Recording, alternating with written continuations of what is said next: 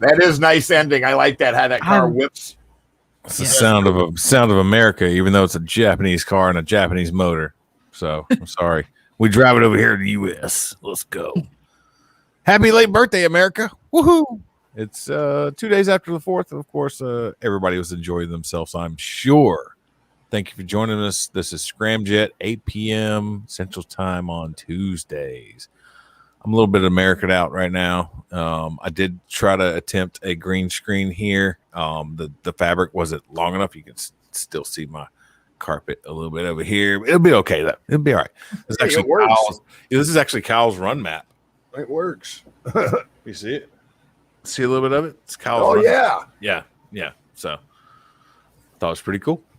Murica. There you go, because he's my brother. It's already scrolling across the bottom. Please go visit Kyle Killinger, aka Baby Jesus, one of our co-hosts on Full Metal Crayon Eaters on Thursday nights. He's doing a 3,000-mile run across America. It's going to take a couple months, quite a few pit stops, but we're excited for him. We'll support him whatever we can. We'll push any material he has to fund anything he can. Seriously, raising awareness for veteran suicide. What's up, Mr. Caleb? Mr. Boyles in attendance. Thank you very much. What's up? Oh, God. And then Mr. Fiegel, buddy. Recall roster CEO over here. What's going on? The Fiegel has landed. Same here, Boyles. Same here, buddy. Mine did. I got some content on that. And you know what I got worked in? I got worked in this badass Hawaiian shirt. I'm telling you, it is beautiful. It is comfortable. Oh, boy, Felix. I know you had some qualms about it, but I had a couple. Like I said, it's what it is. Talking to the company, I got against my taco meat. It got you getting. I don't know if you can claim sexual harassment on yourself, but I would take a look at HR. HR ain't doing nothing with that. Yeah, I think I was gonna say is all HR. I know is I don't. If you guys haven't seen TikTok, how you guys doing? I'm the American, the sauce boss in here. I was just pulling ribs off a Master Built 1050 smoker. It is phenomenal. So ribs should take you how long? At least baby backs? At least. Ribs? 8 hours?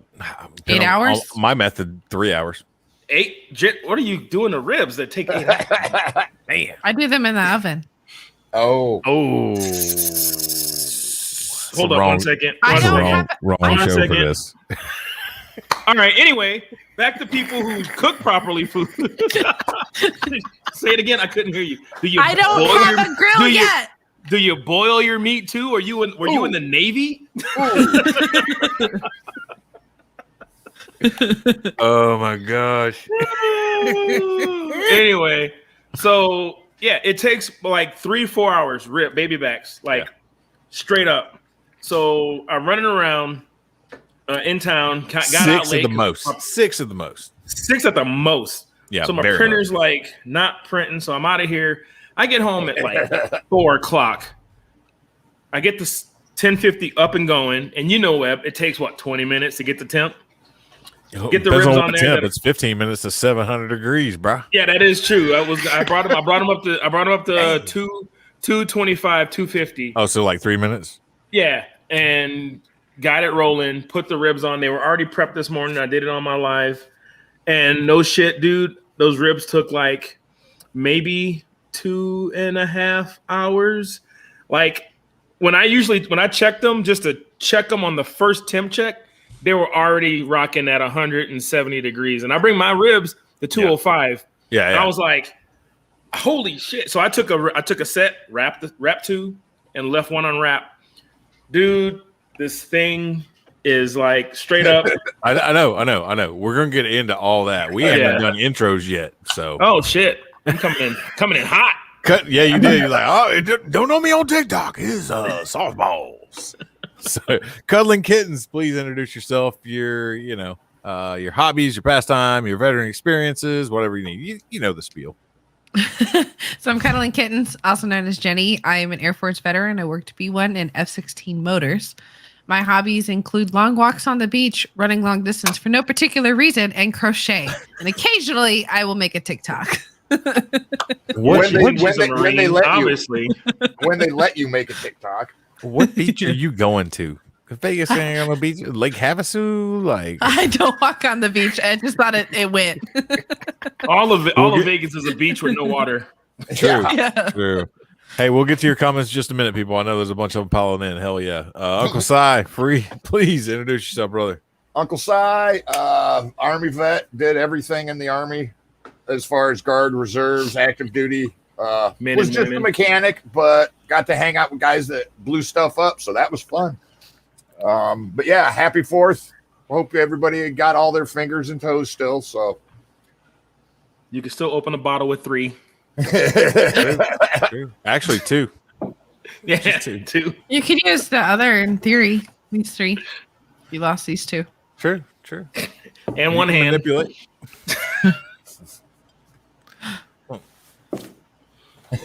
one complete hand, just put it under the elbow, like snapping a chicken's neck or something. Like, well, since Sauceballs came in hot, I'm W, aka Webb. I'm coming at you from the South Coast, where we are just having a shit ton of rain. So, what's up, Redneck Pep? Seen your show earlier, loved it. Thank you, sir. It's awesome stuff. Coming at you from Mobile, Alabama. 10 years Air Force, aircraft metals technology. Now work in the manufacturing business for airplanes. Woohoo! Whole lot weirder than repairing them. Had a great 4th of July weekend. My little 8-year-old girl, now 8 years old, was born on July 2nd. So she gets 4th of July and fireworks on her, birthday area. Nice. So yeah, it works out pretty well. I'll bet growing up when she was younger, she was like, "Is all this for me?" Yeah. She's like, "Wow, do I get to do this every birthday?" We're like, "Yes, you do. Yes, you do. Yep, this is all you. America every birthday." Which will make her sister a psychopath. Yeah, no, her sister was born on April 12th, which is 2 days before my birthday. So we kind of share it, and I'm like, hey, let's go see some monster trucks. She don't get fireworks though. She gonna see monster trucks and shit. They do fire trucks at some monster truck events. They do fire trucks. True. Fireworks. My bad. Fireworks. Yeah, true. Yeah, me and my dad's birthday is the day after mine, and so like growing up, we got to share that. Nice. It sucked. Yeah, you're gonna overshoot. I know how you talk about your dad, Dave, and it probably didn't work out great. He's like, you know what I bought myself for my birthday, son? A chainsaw. Now go cut those trees down.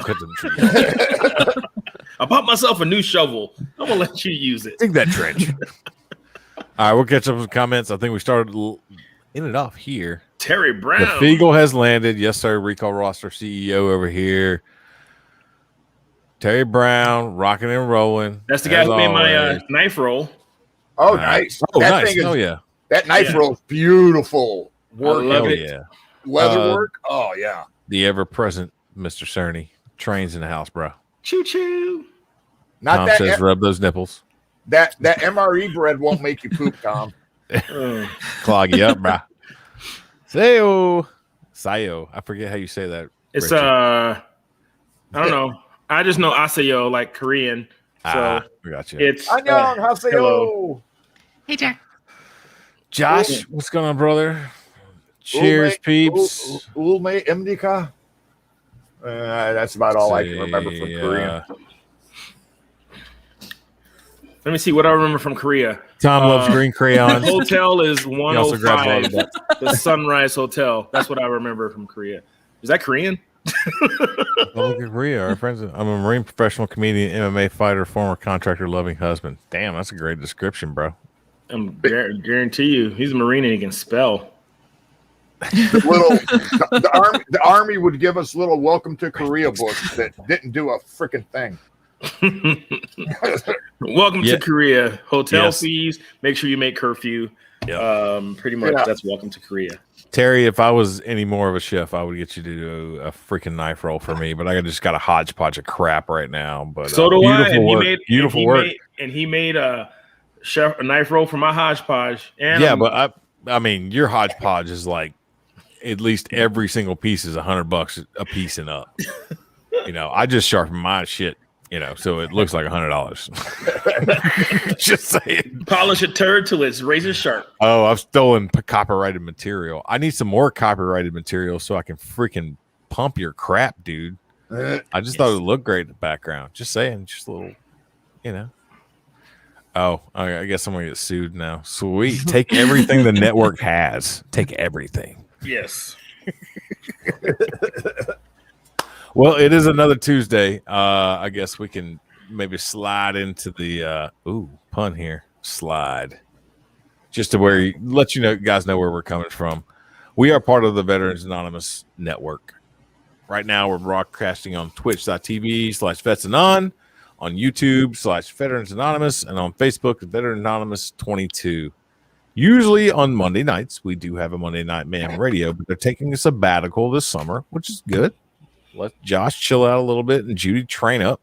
I have good word on good authority that should be back in the fall time with even bigger and better show. That's usually on 7 p.m. Central Time, Monday nights. Of course, you're watching us, Scram, Jett, 8 p.m. Central Time. We're here. It's Tuesday. It's Taco Tuesday. Nobody ate tacos, though. I'm sorry. Might have to make that a theme. Then we got on Wednesday nights with our favorite combat cricket, Crossroads. That's at Facebook /VetAnon Crossroads. Usually play a lot of trivia games and a few other things. If you got a decent connection /internet connection and a camera, you may be invited on. Please let them know if you would like to participate. We always like to get different guests on and things like that with different hobbies, and especially on Crossroads. It's a little bit more interactive. So that's how I ended up coming on to a network. And then on Thursdays, unfortunately, the Full Metal Crayon Eaters is 7 p.m. Central Standard Time. I don't know why I said unfortunately, but whatever.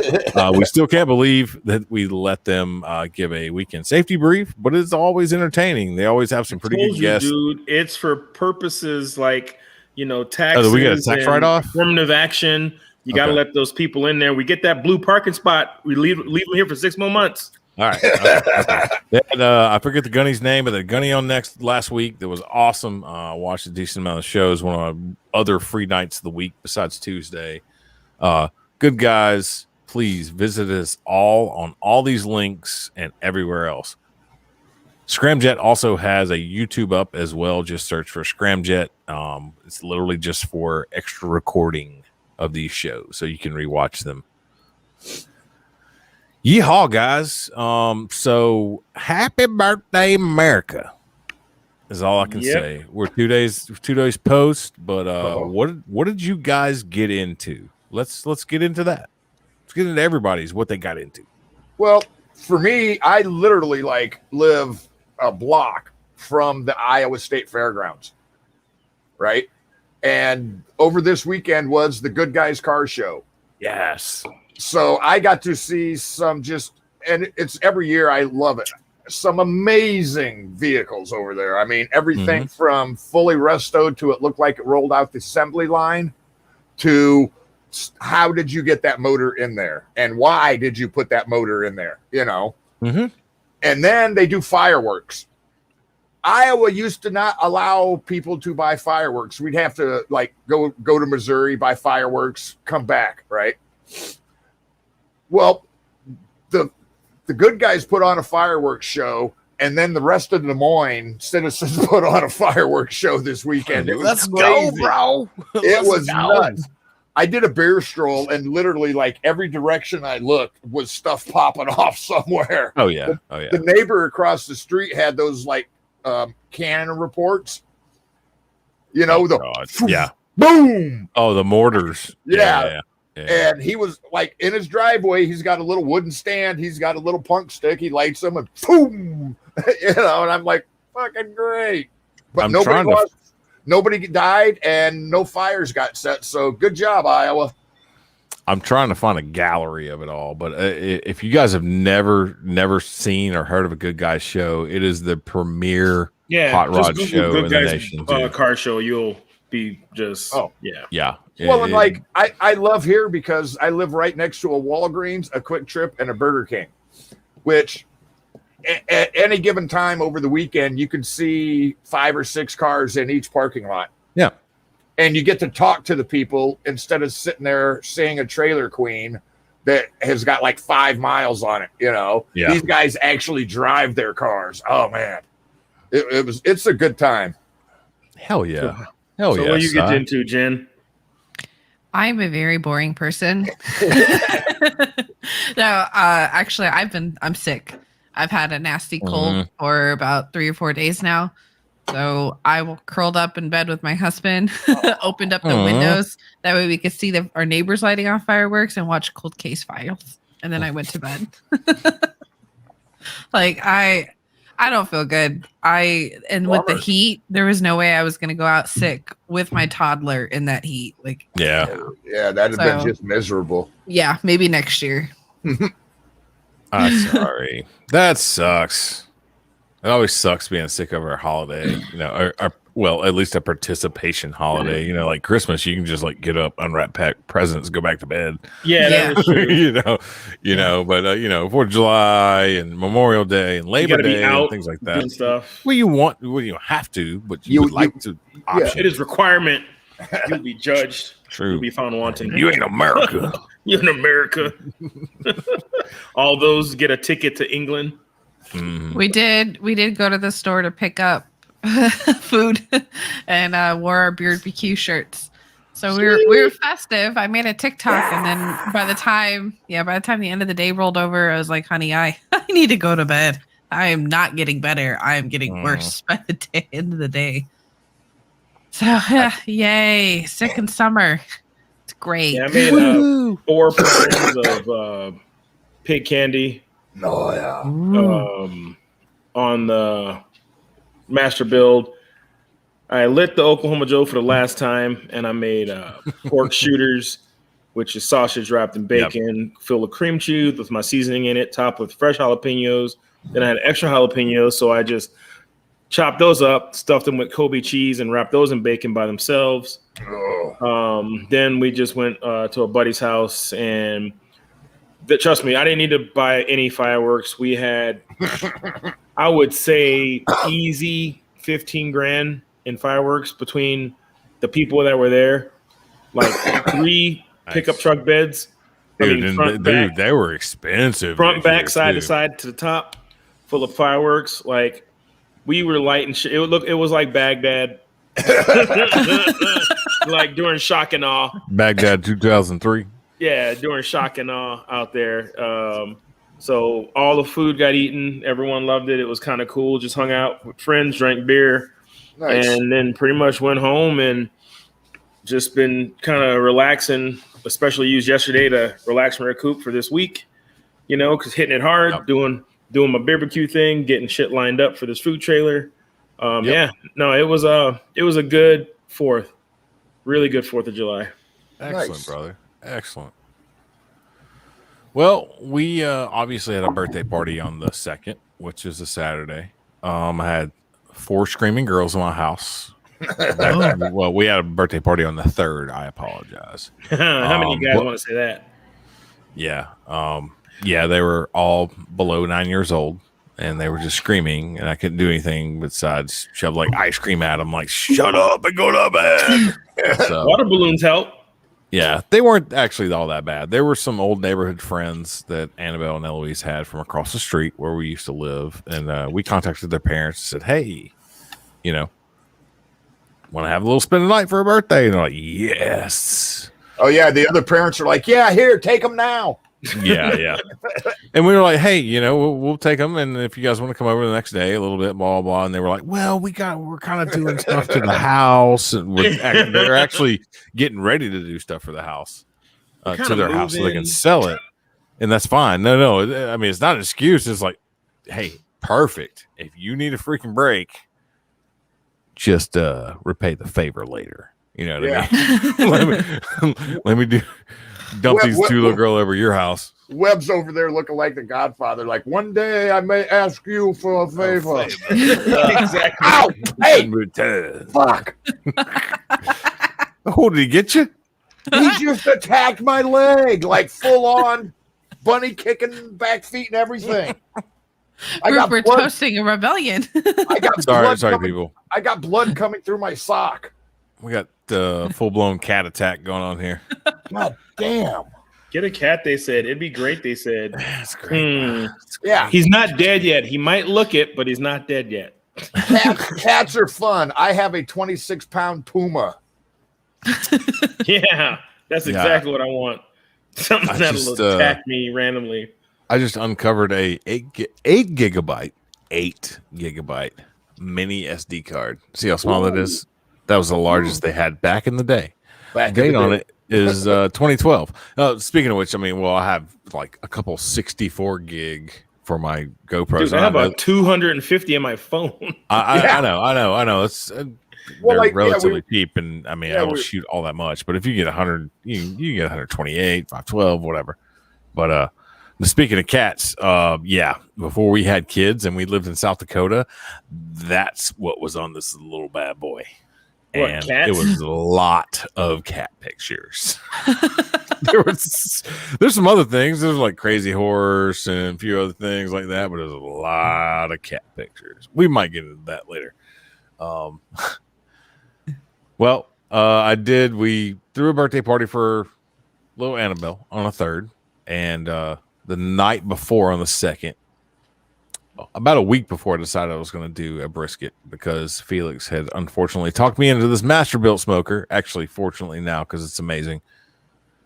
But I went into it. I went and got a prime from Costco, a nice little prime. Did trim it up, put some trimmings in a little cast iron so I can do some beef tallow with my little wrap. So trimmed it up decent. Not too shabby at all. Decent point. On the backside, not too much silver skin, just took some thick stuff off. But then I literally, perfect timing, thanks to Felix, I got this freaking rub in on Friday afternoon, right before I was about to cook this thing. Like, I was like, oh, dude, tracking, showing Saturday, all this stuff. That was Thursday, I think we were texting back and forth. Yeah, it's Friday. Thursday we were texting about it, and then Friday you text me, you're like, yo, it says it's showing up today, bro. I'm like, oh shit, okay. Perfect timing. Yeah, it was great timing. Never seen this rub before. Poured it out, it's beautiful. All the big black things on the on the cutting board, I'm like, peppercorns, cool. Upon closer inspection, they were actually the lava salt. They were that big. I'm like, that made me even more excited. I'm like, oh, okay. Not gonna have as much stiction, to the meat, but no. It turned out great. Me and Felix talked about this later. I think you want to fill them in on that. Yeah, we had I used black salt and black pepper, so it's pretty much a surprise when people see it. The original blend of it's black Hawaiian sea salt, which is infused with activated charcoal. Yeah. It just gives it, first of all, it gives it an amazing flavor. It's pretty potent already. Yes. And oh my gosh. So that's why I say it's big butt brisket rub. So big butts, briskets. And then also I use it on tomahawk steaks. I use lightly on other steaks. I even put a little bit on 4-ounce fillets. Not really good ribs. It just overpowers. Yeah. But it's one of those things. So my co-packer sent me some, and I was doing that cook in Wyoming, and I'm sitting there tossing it out, and I'm hearing all this just shit hitting the aluminum pan. And I'm like, what the fuck? And there's boulders it sounded like a hailstorm. It's like a hailstorm coming out, and I'm on the phone with Mark. I'm like, Mark, like, the fuck? This salt's huge. He goes, what are you talking about? Well, with the employee turnover, he has my recipe, and he has someone that makes it. We'll look into that. You have a good one, right, Richie? He has someone, his recipe, he starts them off, and he had someone making it, doing the whole process. Well, he got the salt in, which the larger grain salt is way more expensive. I don't know why, because it's less processed down. Yeah, it should be cheaper. But anyway, he didn't actually look at it. So I'm like, dude, this shit is huge. It's like But it still worked out. The cool thing is it works no matter what because the salt's on there. It's gonna, dissolve when you smoke with it. But Webb liked it a lot. I used it. The reason I was a little like, hey man, this isn't what I did because I want the salt to actually stick to the meat. Yeah. Square inch around the whole, the whole meat. So we got that handled. But but you can see, I didn't coat crazy. You know what I mean? And it just shows how good it works no matter what. Like even with one ingredient with the wrong proportion, it still is an amazing rub. I'm considering this special edition, bro. I'm gonna dole this out little by little, man. I dig it. And two cases left of that. And I completely understand what you're talking about the coarseness of the salt and how it may not stick with the available moisture on the meat. It may not stay there. Yeah. And it did. I mean, when I put the brisket on the grill, ting, ting, ting, ting, and that's fine. But the ones that stayed there over time, when the fat rendered on top and slowly dissolved it, because I don't know if you guys know this, salt doesn't really like to melt until you get up to 800-900 degrees, and then you have literally a salt brine that literally people heat treat metal in a salt brine. Yeah. So it's got to dissolve. It's got to be it's water soluble. So, but like I said, I didn't coat it all that much. I caked it on there decently. I didn't want too much craziness, but threw it up there, point toward the exhaust, nice little probe in there. Just checked it every now and then. Starting to get a good bark there. You can see the little cast iron on the bottom one. Is that the probe from the grill? Yes. So how'd your probe work? Works great. I tested against the pin probe, and it's fine. I love everything about the grill except for the app and the probes. I still use. Oh my god! I still use my. Well, no, because I tried. I have my one I love. I have that Inkbird. Yeah. With the 4 and it's right. Wi-Fi. But when I plugged my first one in, the first probe gave me a warning, an error. Second probe, hole error. Third, I had it to the fourth one where it wasn't throwing me an error code. Yeah. But just to be safe, I use my Inkbird with it. Now, mind you, I don't really care about the app or the probes because I have one. Yeah. But that's something not to get twisted up on. It's almost like if you have Michael Jordan, but he doesn't wear Jordans. He's wearing Converse. Dude, is he still going to perform? Yes. Is he what you wanted him to perform in? Not so much. And I told you, when I hooked my stuff up in the beginning and started it up, the app worked great. Bluetooth worked great. And, all that stuff. And then, of course, when I throw my brisket on at 8:30, 9 o'clock at night on Friday night, I go to connect and it's like, yeah, your grill's off. And I'm like, I'm looking at the grill. It's on, bro. It's on. You're wrong. Yep. So I restarted everything, unplugged everything, did all this stuff, uninstalled the app, reinstalled it, all this kind of crap, still wouldn't connect. I'm like, this is bullshit.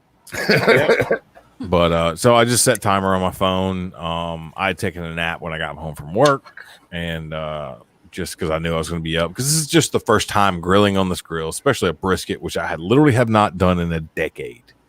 Because brisket's good, but I go by, is the juice worth the squeeze? You know what I mean? And brisket was just not worth the squeeze for me, bro, for the longest time. I mean, it's good. Okay, cool.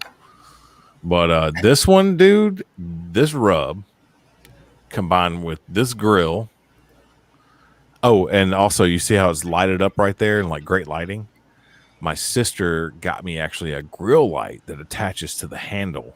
Oh, nice. Yeah, for Christmas. And I was like, ooh, I found a freaking use for it. Yeah. And this is perfect. It flips down. Look at this freaking light, bro. But I put the trimmings in the little cast iron underneath to render down so I could put it in. And yes, I did do the Texas crutch. I did wrap it. I don't care. Kiss my ass. But you can tell actually between this picture and this picture, you can see the shrinkage. You know what I mean? And I think that this one right now is about 3:30 in the morning. This is probably about 10 o'clock at night. But yeah, you're losing all the moisture. It's starting to tighten up a good bit. Yeah, any small brisket, pretty much. If I'm doing a 14-pound or bigger, I don't wrap. If I'm doing something like 12 and smaller, as soon as it gets to like 165 degrees, I'll wrap it just because it doesn't have the mass to keep the moisture in. And this one was right at 175 degrees stall. Yeah. I'm like, wrap it up, poured that beef tallow in there, not a lot. I'd been tending it with some half apple cider vinegar and half water every now and then because it never really dried out. I just wanted a little bit of flavor on there. And then, dude, holy cow, that fat cap is a perfect 1/4 inch thick all the way across. The smoke ring was not as thick as I would like it, but I did hickory and apple. Nice. Which, oh my gosh, pull test was good. The hang test was good. I'm like, well, I guess I'm doing these more often. It was just okay. Let's freaking roll. Everybody, absolutely. My father-in-law called my wife later that day to interrogate her about what I did to make that brisket. Like, called her, like, hey, so what did he do? Like, what exactly did he like? Just call him. Just call him. Just call him. Why are you talking to me? I didn't have nothing to do with it. Just call him. He's like, okay, I'll just call him later. I'm a little busy. Well, why did you call me? So, right. It's fine. Just call me. Call me. Yes, again, Ronnie Sazo, absolutely, dude. It's been a while. I've had some good brisket recently. Nothing I've cooked, obviously, because I haven't cooked one in a while. But man, oh man, Felix, that's when I will say thank you for steering me in that direction because I have not had the passion in quite a long time, and I like pop that first brisket on there, and it's like, well, here we go. Dude, I seasoned it. Like I said, I seasoned that thing, and I made my first brisket. And I do this for a living. And Oklahoma Joe's, I use that thing like it was industrial. Yeah. Even when I had that Oklahoma Joe's, I never itched to want to smoke meat because I always want to do my traditional because that's my passion. I'm a stick guy. I'm a wood burner dude. It gives you all that with pellet efficiency. You could see it when you got that. You could see the wheels in your head turning. Like, I bet I could do this. Dude, I did mac and cheese yesterday. I did my smoked mac and cheese on there yesterday. I've done brisket, ribs, smoked mac and cheese. I did pork belly. I did pork chops. Tomahawk steaks are coming up soon. And so are actually pork loins coming up in not tomorrow, but the day after. We're doing pork loin chops. I don't think I did it for you in South Dakota, but I got one called a Caterpillar. It's a whole pork loin cut out into a sheet. And then I do a compound butter. It's like shallot, garlic, rosemary, thyme, and sage spread out over then like pancetta or prosciutto. Yeah. And then arugula, right? And then you layer it again. Extra compound butter. And then you wrap it up. Yeah, you wrap it up and then butcher twine it. So it literally has little humps like a caterpillar. Nice. Throw it on a smoker or some cherry wood smoke is literally the humps turn red. And dude, I'm telling you, all you need is some good mustard and a good piece of bread. Just slice it off. It's like a pin. It's a freaking pinwheel of flavor all through it. Yeah, so I cut this loin up into I think 12 finger cut, 2 finger happy got fat fingers size steaks, and I left about a 1.5 pound roast, but I'm not going to roast it. I want to sit there and fillet it out and do because I'm working up to do a porchetta or porchetta or whatever you want to call it, whatever pronunciation. Prosciutto? No, prosciutto ham. No, porchetta. Porchetta. I got you. Yeah, the porchetta, where it's a pork belly filleted out and rolled up with all the seasoning and then butcher twine. So I bought a pork belly the other day, and I've never done pork belly burn-ins for my wife. It's always been like at the track. So I've got a barbecue original sauce, barbecue mustard sauce, barbecued mustard rub. I'm gonna hook that up next weekend. Nice. Let me see. I'm gonna try to find this video file. Oh, right here. This is also what I did last night. Like I said, this is reignited a freaking cooking. Because it's so easy. You know what I mean?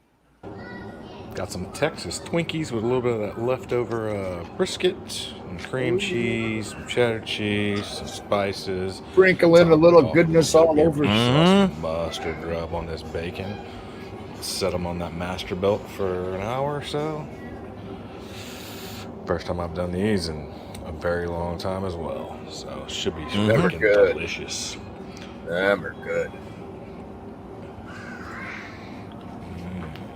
First time I cored jalapenos in a very long time as well. So missed a couple spots. Wife got lit up tonight. She took this bite into the end. It's like, ooh, ooh. So that was quite entertaining on my part, at least. But no, they came out great. Share one more small video.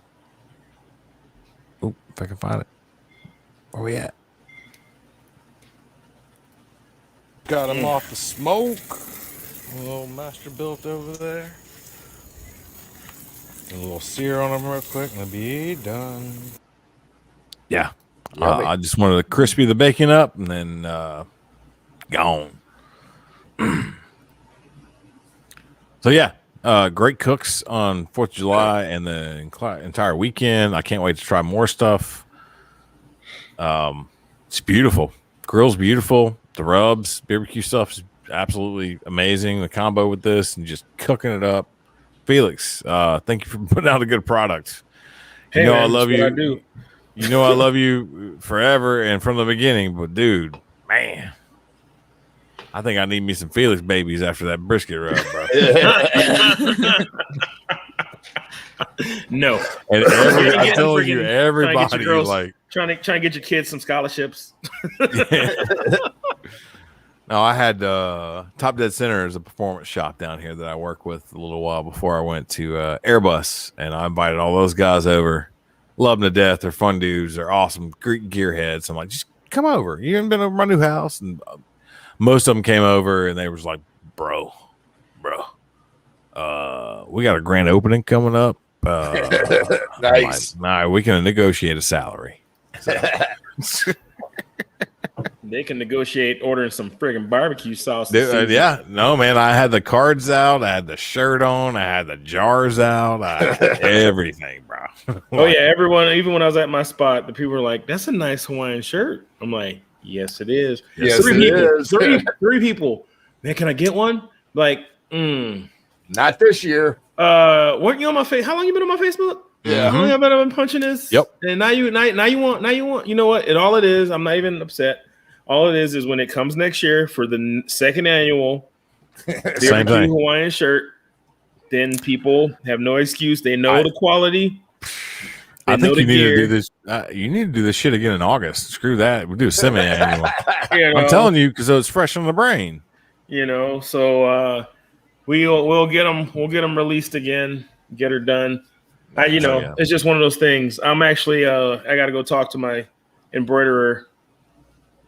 Probably tomorrow because I'm going to get a couple templates of hats that I want to get made, and I might do one run.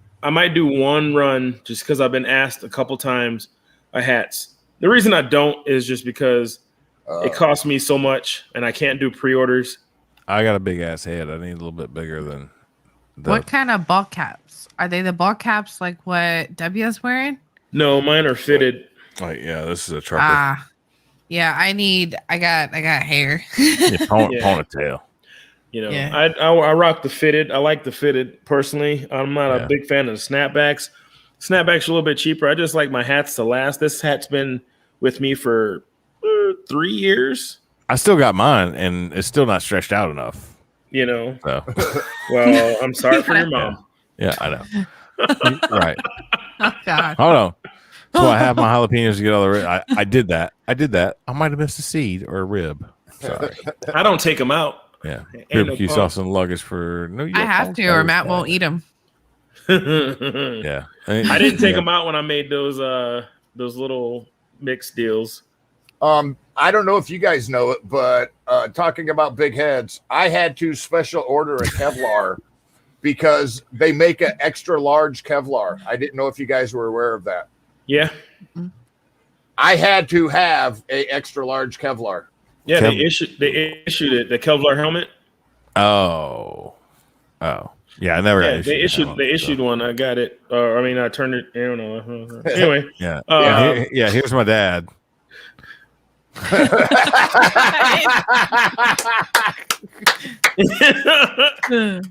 at the kitchen table. His hands like, oh no. It's his fault. Like I said, and it was basically on automatic. It was great. Obviously I checked on it, but man, it was the seasoning on it made that bark. Even after wrapping it, you know what I mean? Throwing a little bit of beef tallow in there and a small little spritzing of the apple cider and water.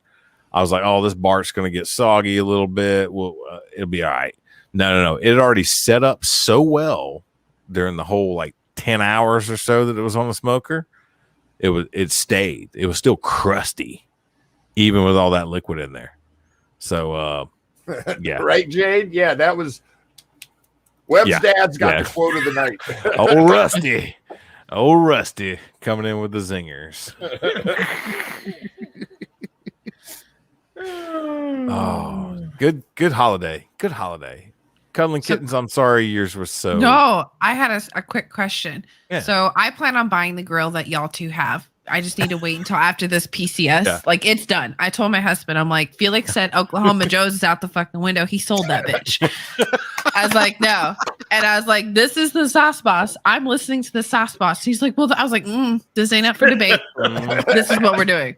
So that being said, since you guys are having issue with the Bluetooth and the Wi-Fi, would it be in my best interest to just buy separate probes, meat probes? This is what I say. How much you want to cook? It's always good to have backups. Yeah. It's always good to have backups no matter what.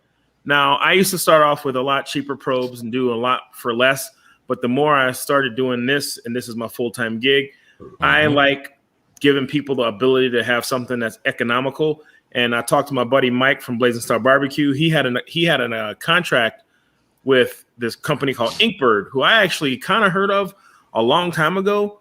But they make actually thermal probes for ambient temperature and humidity for a lot of other stuff. I didn't know they slid into the barbecue game. This company was doing stuff for your house. So you can tell the humidity in humidors and in rooms and stuff that they're just a professional freaking tempering measuring company. Yeah, they're that dipped into company that dipped into this. So shut up, man. I don't need enough to buy right now. So the Inkbird. Dude, they got aquarium monitors. I have aquarium monitors. Well, we had them in our composite room, working with working with certain temps on our internal fridges when we took stuff out of the freezer. That's what we used to use. And I'm like, oh shit. When I saw their logo, I'm like, oh, I know it. And I tell you, this 4 probe I have and their stick probe. The stick probe is $12. Super simple and easy. Jen, I'll send you some links for it. Yeah. The 4 probe, I've used it on my oven and all my grills.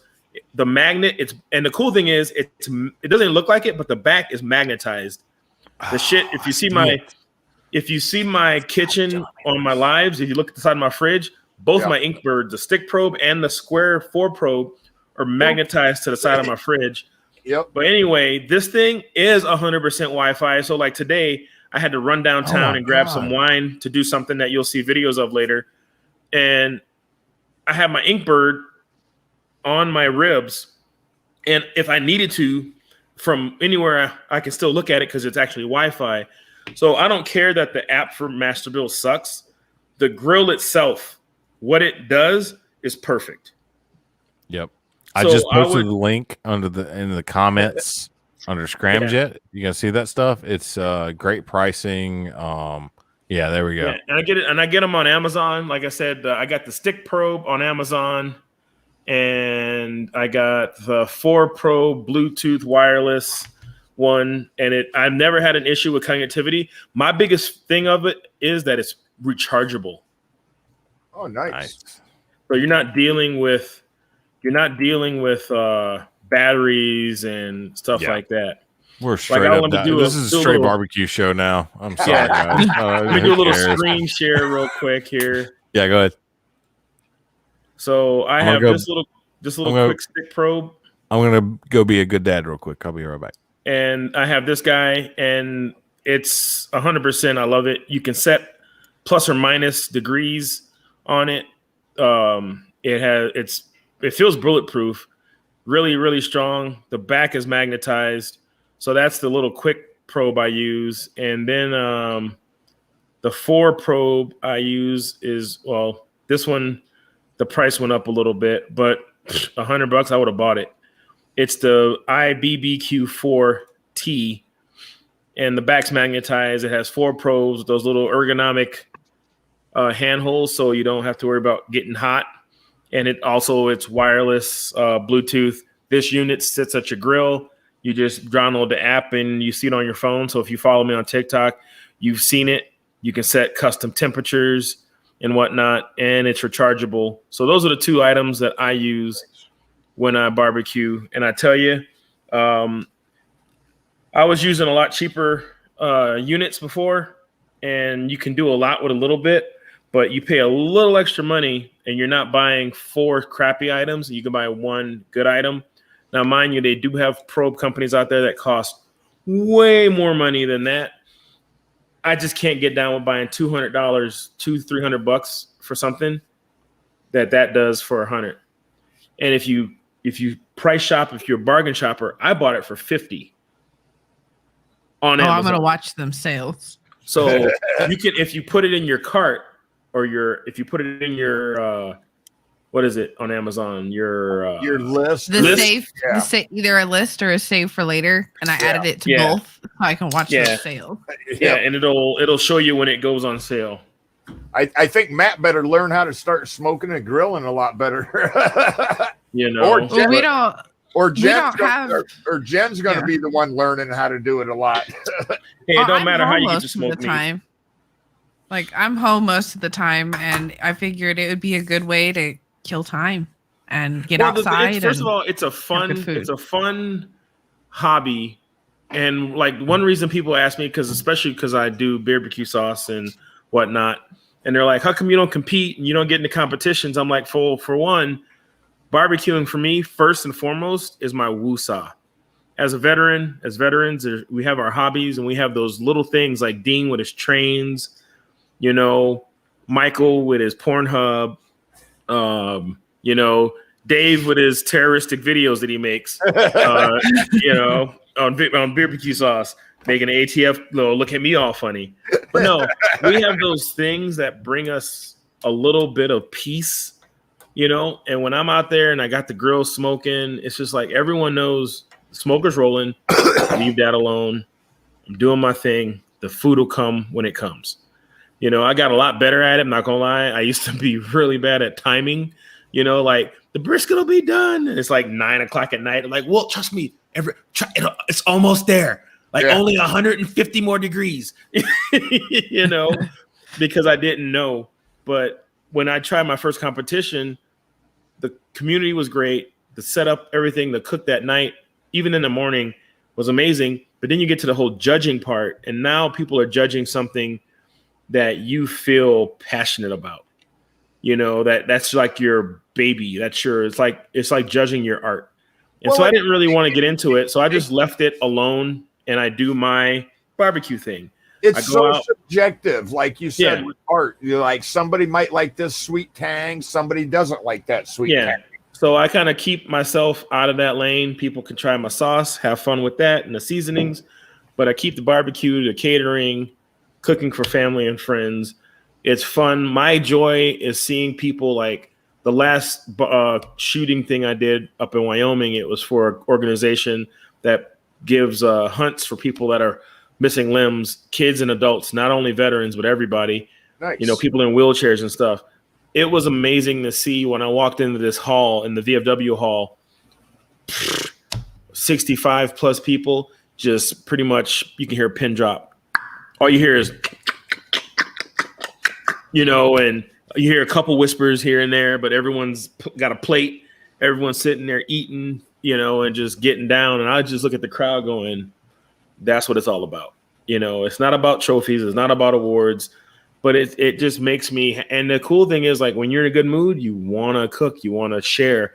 And when you're in a bad mood, you're ain't really about the cooking, because it translates, And if you take it up as a extra hobby, because you already do the needlepoint quilting deal, crochet, you crochet, needlepoint quilting, you'll be a jack of all trades, master of none, as they say, better than a master of one. You'll have a lot of different tools in your toolbox, and I'm telling you, it is fun. And people think and you could do it could be healthy. Like, brisket is not inherently bad for you. You know what I mean? Like, I've smoked veggies. I smoke like the worst thing I smoke is probably my mac and cheese. Yes, there's like 4 cheeses in it. There's butter, and oils, but everything else technically it's just smoked meat. So, it's not bad. And that's ultimately what we're wanting. Because, like, I hate standing in the cook. Like, I don't enjoy cooking. I just don't. Yeah. But every time I've gone out to my dad's and I've helped him smoke, I'm learning, and it's fun because I'm learning. Yeah. When I'm in the kitchen, it gets hot, and then I got a toddler clinging to my leg. I got the dogs going, doing doggo things, and it's not enjoyable because I can't escape it. Yeah. If I could just go outside and be like, okay, this is my bubble, go away. That's kind of what I'm looking for. And that's what kind of happens when people and they'll know when that's your thing. Like, especially when I cater, when I'm doing long smokes, like a brisket's my long smoke, especially when I do my big ones, they're 14 pound briskets. That's a 12 plus hour smoke. I do all my prep the day before, brisket's ready, get it on the smoker. I'm up for the first probably 4 or 5 hours of it. And then, like, I set a 3-hour alarm. I have it on my phone where I'll sit on the sofa and turn on my favorite show to watch no matter what. It's Stargate, because it's pretty much Air Force. Watch Stargate. You want to know what the Air Force life is like? It's Stargate minus the guns. That is literally Air Force. How we talk to generals. Hey, General, what's going on? Like, hey, sir, Stargate is Air Force. But I would turn that on, and I would, like, put my 3-hour timer, and you don't necessarily sleep, but you're not doing anything, so you're relaxed. So when that timer goes off, you can get up, go check your fire, go check your, throw another log on, which with this smoker now, I ain't got to do that. I did it for the first night, dude. Because I'm no, seriously, I know that. Even when I did my brisket, I did that 3-hour thing, but then after the second time, I'm like, I'm gonna just go to sleep. Yeah. Because I popped up, and as long as you keep it under like 250, it doesn't eat charcoal. It just just goes. I filled it up before I went to bed, came back, maybe dropped 6 inches. Yeah, and that was like 4.5 hours. And what woman would be mad with those ratios?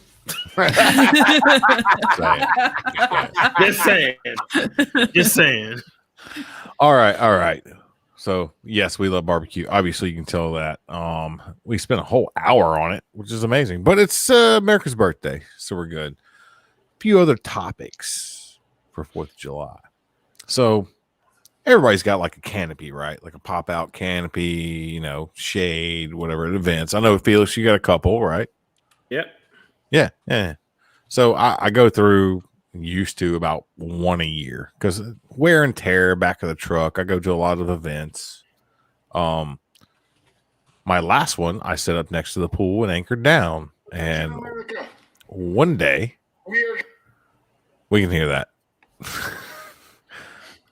One day, freak rain shower came through with the winds and blew it into my. Oh, she's ducking out for a second. Blew it into my pool. So getting it out tore it up. So haven't been to an event in a while. I'm like, okay, I'll wait for a little bit. Told my wife I was going to look for one. She's like, oh, I'll look for one as well. I'm like, cool. I need a 12 by 12 or a 10 by 10 minimum. 10 by 10 minimum, But it didn't specify. I couldn't find one for good price. I like straight legged canopies because if you get the actual canopy piece taut enough, the rain will actually run off of it and not pool and push everything in. The slant lead canopies, they already got the water's already got leverage, so it wants to bend it in anyway. And usually those are cheaper because they're built a little bit cheaper with thinner metal. And it is what it is. I mean, it's for what I use them for, and for like Felix uses them for. We need something that's kind of robust. But wife found one at the Academy, got it back, and I start popping it up, and it's like, oh, it's a slant leg. She's like, oh my gosh, I'm sorry. I was like, babe, I did not specify. You're completely right in what you bought. It said 12 by 12. That's 12 by 12 footprint. Like where the slant legs like splay out. Okay, all right, we'll do it. Used it to assemble the grill the weekend before. Wasn't bad. Popped it down, no problem. And this weekend, invited people over. We're smoking the brisket, had it all set up, and Mobile, Alabama starts downpouring. As we're sitting on the back covered porch watching it, starts pooling water. I'm like, ooh, I need to do something about this. Then I got distracted, had to go do something else, and came back out, and it had already collapsed one of the sides. Like, it bent the bolt connecting some of the arms. I'm like, oh, come on. So right then and there, man, unless you buy replacement parts or do your own little fixes, you're done. Because I mean, some of the stuff has plastic pins, it's thin metal, it's just done, man. I use Easy Ups. Easy Ups. Yeah. I get mine. I got mine from Sam's. Literally the only thing that destroyed this thing that I've been through. I was on the top of a ridge at Elk Ridge Campground, watching everyone else's tents blow away. I literally wish I was on TikTok at the time or videoed more, because it was a perfect commercial for it was literally Easy Ups. I had my sandbags, didn't even have it staked, and I had all my sauce, which is windproof. Yeah. And everyone is chasing their shit. I'm helping people catching stuff, and my tent's just like chilling, shuddering a little bit. That's it. It's been through rain, snow. The only thing that killed it is one day I was in Wyoming taking the sandbags off, and I backed my truck up to one leg, and I made sure the last sandbag I took was by my truck, and I took the sandbag off, turned around, put it on my truck, turned around, and my tent was gone. It was literally, it was like someone stole it, and I was like, I'm like looking around, and then I just in my head goes, look up, and I look up, and my literally tent is Mary Poppinsing. It's like launching in the air, and I'm like, hey y'all, I'm Mary Poppins. I'm like, what? A wind gust came from the opposite way and went. It went straight up, and then it started coming down toward my truck, and I'm like, oh my God. Luckily, it hit again, and it turned, and it gusted toward a chain link fence. It glazed off the front of my truck a little bit and went to not chain link, but a barbed wire fence, and everyone kind of caught it, and that bent the frame and tore the tent. But the thing about it is, what makes it, why I like the company Easy Up is, for one, I'm, in my head, I'm a fabricator. I can fix this. So I put it up in my garage, and I'm like, okay, this beam, and this is all bent. This is bent. This is bent. Nah, yo, don't even do it. Don't even do it. Nope. Because they put those things together in a certain way, a certain fashion. So I finally got, I ordered the individual parts. Still didn't work. So I called them. I'm like, told them what happened. I'm like, I just need the frame. I'll redo the tent, the cover on it. The canopy's still good. So the lady's like, all right, cool. We'll send you out a new frame. I'm like, all right, cool. 3 days later, on warranty, because I got this from Sam's, because it was the tent, the cover, like the tent, all 4 walls, front wall, door, and a bag with the wheels and everything, and 4 stake tents, and I bought the sandbag separate. They sent me a brand new frame on warranty. I was like, sweet, awesome. 2 days after that, I got a whole new box with a whole new tent in it. And I called them up. I'm like, hey, but somebody sent me a whole new box too, with a whole, everything just brand new. And she goes, oh, all right. I'm like, so you want me to rebox? I didn't even open it. I'm like, you want me to you want to send it back? And she goes, no, just keep it. I'm like, yep. You just want to keep a brand new, just new. Nice. So literally, I just have a frame. I'm gonna need that in writing. Yeah, no, I have a frame. So I have all 4 new walls. I'm using all my old outside and everything, and I have this new frame, and it's just like. But the thing is, this thing has held up for 3 years, and I've watched other people's tents get destroyed, and it's not that expensive. But this company, like when I do get more money, I can have one that has my logo on it. They design, but I'm definitely going with them for everything. I have a few resources for that, dude. If put it this way, if me and you as fabricators could come up with a tent, use their geometry, but use like 1/4 inch or 1/8 inch wall, like 70-75 aluminum, dude, and put slug blocks in there where the bolts go through so they don't twist as easily or bend as easily. It'll weigh 100 pounds, the frame alone, but it ain't going nowhere. Well, I know that, and that's why I like theirs, because I can put theirs up by myself. I can literally put this whole thing up by myself. Like, I have a little trick. You get it kind of open, you go to the middle, you push up the center, and then you just walk to the edges, pop on the corners, do the legs. Like, I've been doing it so long solo that it is super, super simple, Same. And it, like you said, it doesn't weigh 100 pounds. Yeah. They're called Easy Ups. Easy Up. They sell them on now at Sam's. Yeah. Easy Up has a website, but you can, it's kind of different. Oh, I had one of those. Dude, it's the original. It's one of the originals. Yeah. So I have this video queued up from Mr. Uncle Si, who decided to. I gotta show it. Oh my god! Is he ghosted? He ghosted. He's ghosted. So we'll definitely watch this while he's gone. I think he's gonna come back with no shirt. Oh, we do have to at least acknowledge the Aussie in the room. Oh yeah! If you don't know about. So this is Uncle Si's TikTok. He decided. Oh my goodness! Attention, America! We are coming for you. If you do not, can we get a full one? What do you mean you don't have any? If you do not, really, guys, you giving me empties? Attention, America! If you do not resupply our beards, we will kill all your cow and all your pig. If you don't have beard, you don't need cow or pig. Assalamu alaikum. Aloha snapper. Oh my god, dude. I woke up to that. Like, get up, you get shit ready, got your pajamas on, whatever, go and feed the dogs, and I'm like, let me take a look. Oh, got a notification. Click, and it went straight into that. I'm like, for a second, I was like, what? We're like, there's a terrorist that bought my Hawaiian shirt. Good on you, but what? There may or may not have been a lot of alcohol involved in the recording of that video. Hey, may or may not. It's all good. It's all good. Oh shit, we're at the top of the hour.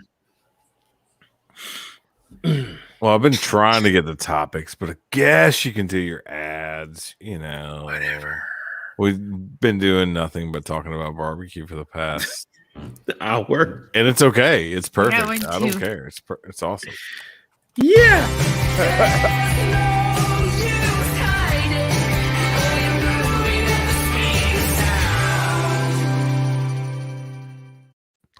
Again, I will say that is the whitest commercial for a black-owned business ever. Well, no, look, watch again. I made sure there was mixed people in there. Okay, there's a black dude at the grill. Asian guy in there. Oh. There's like 2 mixed people. It's just found that on purpose. Okay. His skin color is, but he's like Carlton at the grill. Okay, but it's all good. It's all good. It's all good. But no, so just like everyone knows what we're doing. We just had a guy on TikTok order 12 of these bad boys for Sacred Mountain. Sent him a whole case. Roger also sent him, just put his new work shirt in, and he also did not get a suggestion for a name, but he's getting one because it's just the vibe I got. It clicked in my head at the right time, and he's getting. It's gonna be good. I think he'll like it. But it's one of those things. But guys, if you don't know, you should know by now. We're hyping our Sacred Mountain sauce. I don't really care if you go on my website and buy anything that I have, but this personally, because I'm looking to cut a check once these are all sold. We still have 87 jars left of this to sell. We're selling them for $15, $25, and $35 price points. So if you have the ability to give to something, I believe this is the most beneficial thing I've run into in a long time to give to.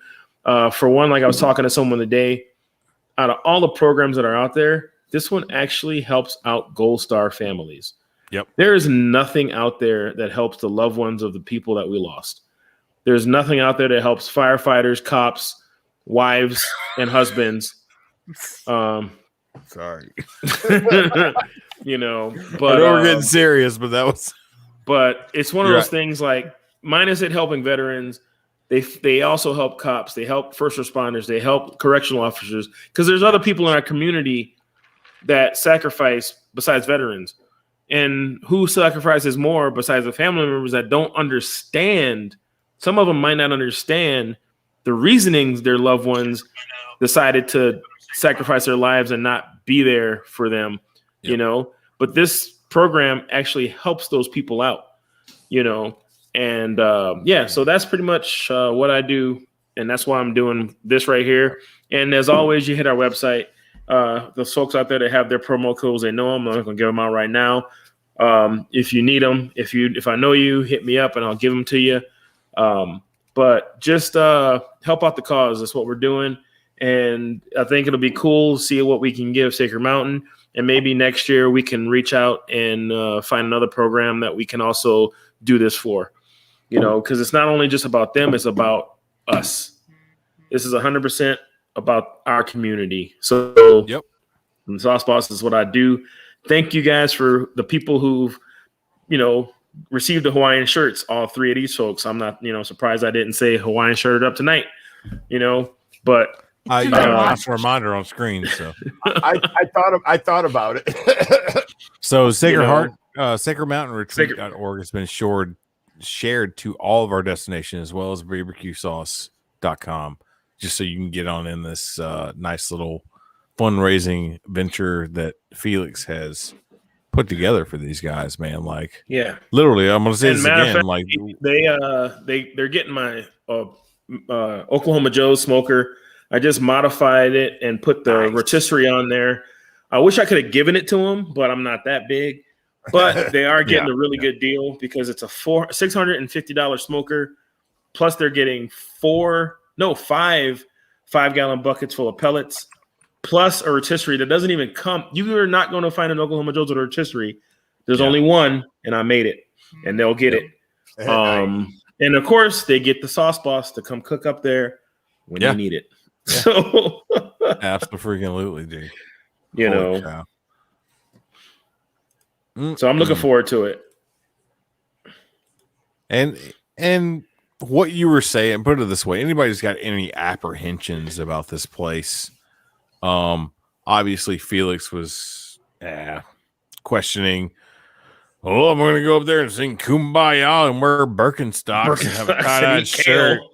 And dude, he went, calm out for a week, and then I got a text, be like, "Bro, you need to get your ass up here." I'm like, wait, what? Dude, I tell you, I believe in this place so much that if I could afford to just send tickets to people, and not have them pay so they can use the money just to feed folks, I would send tickets to everyone I know. I think not this particular program, but a program like this should be required for every veteran that gets out. Taps, bro. Like not even taps. Like it should be time marked from the date you get out. You get so many years, because it takes time to get the yoke of enlistment and commitment off your shoulders. And once you are free of that, whenever you feel free of that, and that's where it really starts hitting people, because once you're out, people are like, oh, you need help. Like, you still feel like you're in. It's that time when you feel like you're not in is when everything starts falling apart. Yeah. You know, because you don't have the military bearing anymore. You might want to choke grab somebody and you don't have no restraints. Like, you know, technically all I'm going to do is get a charge if anyone sees it. This close, bro. Like every day. This close. This time of year, every time I drive up Highway 16 home, even though I know tourists bring a lot of money to our state, I want a 60 or I want to just start the max time so I can blow out tires. Just a Gatling gun, like a A10 on the front of my truck. If you stay in the fast lane too long, you get a laser beam, and then it's like a little thing on your car that goes like the warning for or missile lock. Fox 2. I think that should be an addition to all new cars. Like no missiles, but then you could just like point a laser at the car and it makes a alarm go off inside. Like I said it years ago. When you get your license, you should get really high-powered suction dart guns. And so when you get home at the end of the night, the more suction darts you have on your trunk, the bigger idiot you were that day driving. Oh yeah, it's a point system. Yeah, it's a point system. But that's the only time I really get like killy. It's like in my car. One of our followers at Dave, her name is Blue Eyed Darkness. She had a perfect video on it. She was singing a really happy song, and she's like you know, shiny happy people, turn church and get off the right lane. Holding hands. And she kind of just like blew up for a second and went back singing. I'm like, that's totally me. Hey, let's highlight Sarah Bonner checking in, brother. We're going to highlight, TAPS, Tragedy Assistance Program for Survivors. Is a wonderful organization that serves Gold Star families. They also provide opportunities for veterans and service members to volunteer as mentors to Gold Star children. I am a TAPS mentor, www.taps.org. Yeah, absolutely. I want to add that to one of our banners at the bottom so we can roll through. And we usually try to scroll through our banners pretty regularly during the show. Just so we're just trying to spread some good organizations around. We all know a lot of the bad organizations, obviously. Some of us taken part in them and donated to them and stuff. And through our own experiences and through others' experiences, we've either realized they failed horribly and wasted their money and gave you tickets to concerts that you don't like, and in the name of, we're helping veterans. No, bro, this concert's kind of shitty, and then I gotta go back home to my crappy house and blah, blah. But so anything we can do to spread any news of any organizations that actually do help people. And obviously, the things that we're putting up, not all of them are vetted completely. We will look into them. Obviously, I do an okay amount of research in every link that we put up. But don't blame me if it doesn't work out for you. Just saying. Take Your Mind is 100% vetted by me. I stand behind it. Obviously. There's one, though, that is vetted. There's one that is vetted. He has the label on his freaking barbecue sauce. Put it that way. Yeah, they're on my freaking website. Kind of good. Kind of kosher. You're good. Yeah. You're good. I've been there. I've met the people. I've seen what they do. I even had a weird thought like, man, this is kind of too good to be true. Where are the bodies? Like, like it's that whole thing. Like when you where's that closet? Like it's the quarterback in the NFL. Like what's his name for the Seahawks? Whatever his name is. Nobody watches the NFL. But yeah, anyway, I do because it's a family thing. But anyway, Russell Wilson, Russell Peterson, whoever it is. Wilson. I'm thinking Wilson with the Wilson. Yeah, volleyball. Castaway. Wilson. You ain't Tom Hanks? Wilson. Is he a basketball player Russell too? Wilson, like it's one of those things. Like he does so much good. Like I was always waiting for like the scandal or Tebow. Like no, there's no way this dude is this freaking like he has a sex dungeon. Like he's beating up cats. He has a cat fighting league. Wow. And you always kind of the way the world is. There's always that way to the shoe to drop, and he's just a genuine good dude, see how far that gets you in the NFL. But this is like something. Come back as a wide receiver instead of a QB now. Is he? Yeah, he's coming back to the league as a wide receiver. For who? I think it was the Tennessee Titans. Oh wow, that's kind of like the NFL. But anyway. Yep. Well, just for Sarah again, she's standing behind Taps as well. Yeah. So 100% that's fine. I just posted it out to all of our destinations. Check out Lieutenant Dan. www.taps.org. Like I said, just another organization we're gonna dip our toes into. Sarah, don't prove us wrong. Just kidding. We love you. No, anything that does damn good for veterans, man. Like we're not a helpless breed. Can you guys agree? Oh, I mean, we can do our own thing. We're used to it. We're used to doing our own thing in a group. We can start our own country. David President. We're blackjack and hookers. It's called Nellis Air Force Base. Exactly. No, I mean we're next weekend. What is next weekend? Next week I'm. Next week I'm. It's all right. Shit happens. And okay, he's going to Jacksonville as a tight end. My bad, but yeah. Oh, I don't really. Well, it's Michael. He was in the Navy, so he knows how tight his end is. Well, hey. So speaking of which, got some news from a high school friend. Actually, got some news a couple months back. Yeah, we're being watched for sure. We've been being watched. I don't know where you've been. We're starting our own country. It's called Potopia. Yeah. So Navy-wise, how many of you squids are out there? I've got an old high school friend that I literally grew up with. We were in a band together and all this stuff. This guy was a mass communication specialist in the Navy. He's got about 16, almost 17 years in.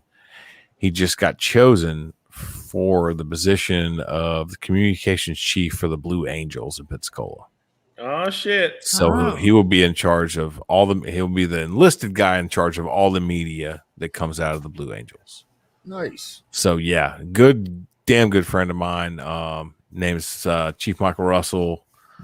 They pranked him a little bit when they called him and told him he got a job, and no, it's good. It's good. He's a especially special individual. He's got a little bit of ADD for sure, and it has not calmed down since high school. But that makes him a great guy for attention to detail jobs. So he's been all over the world.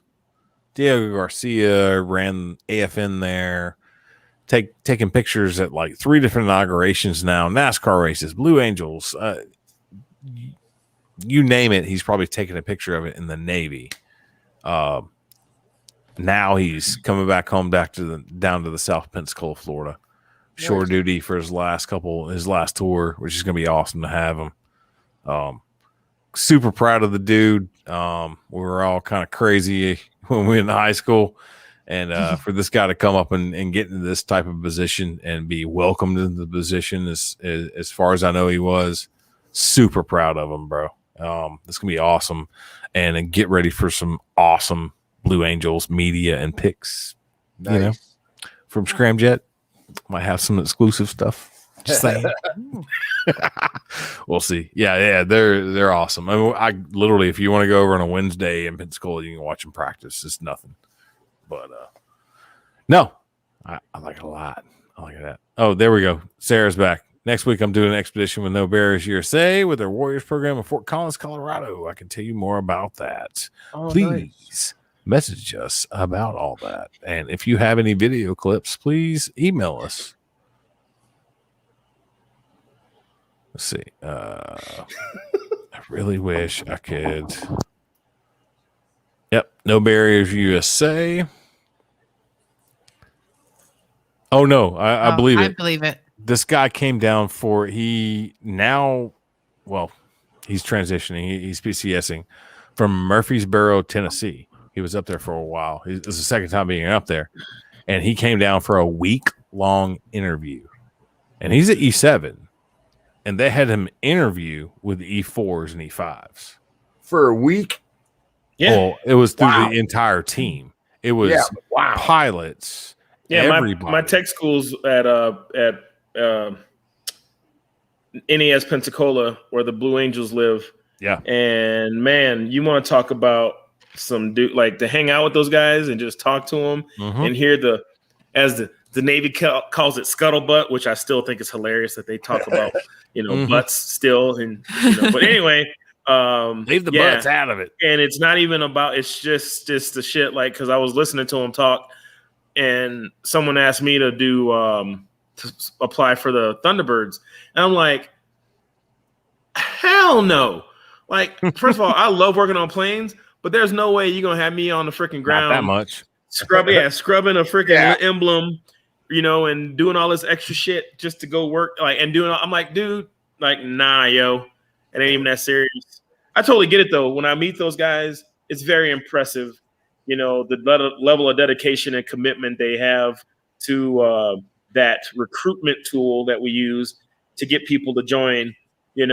But it's one of those things like as an actual maintainer, it's just like, it's like when you get the ability to go work Air Force One, you're like, how about hell no? True maintainer. Yeah. When you're trying to climb some stuff, I've met the guys that run Air Force Two, the flying crew chiefs and stuff like that. And they like, some of those guys were like, we were like knuckle dragging hydro troops for a long time. And then like some of them got vectored into it.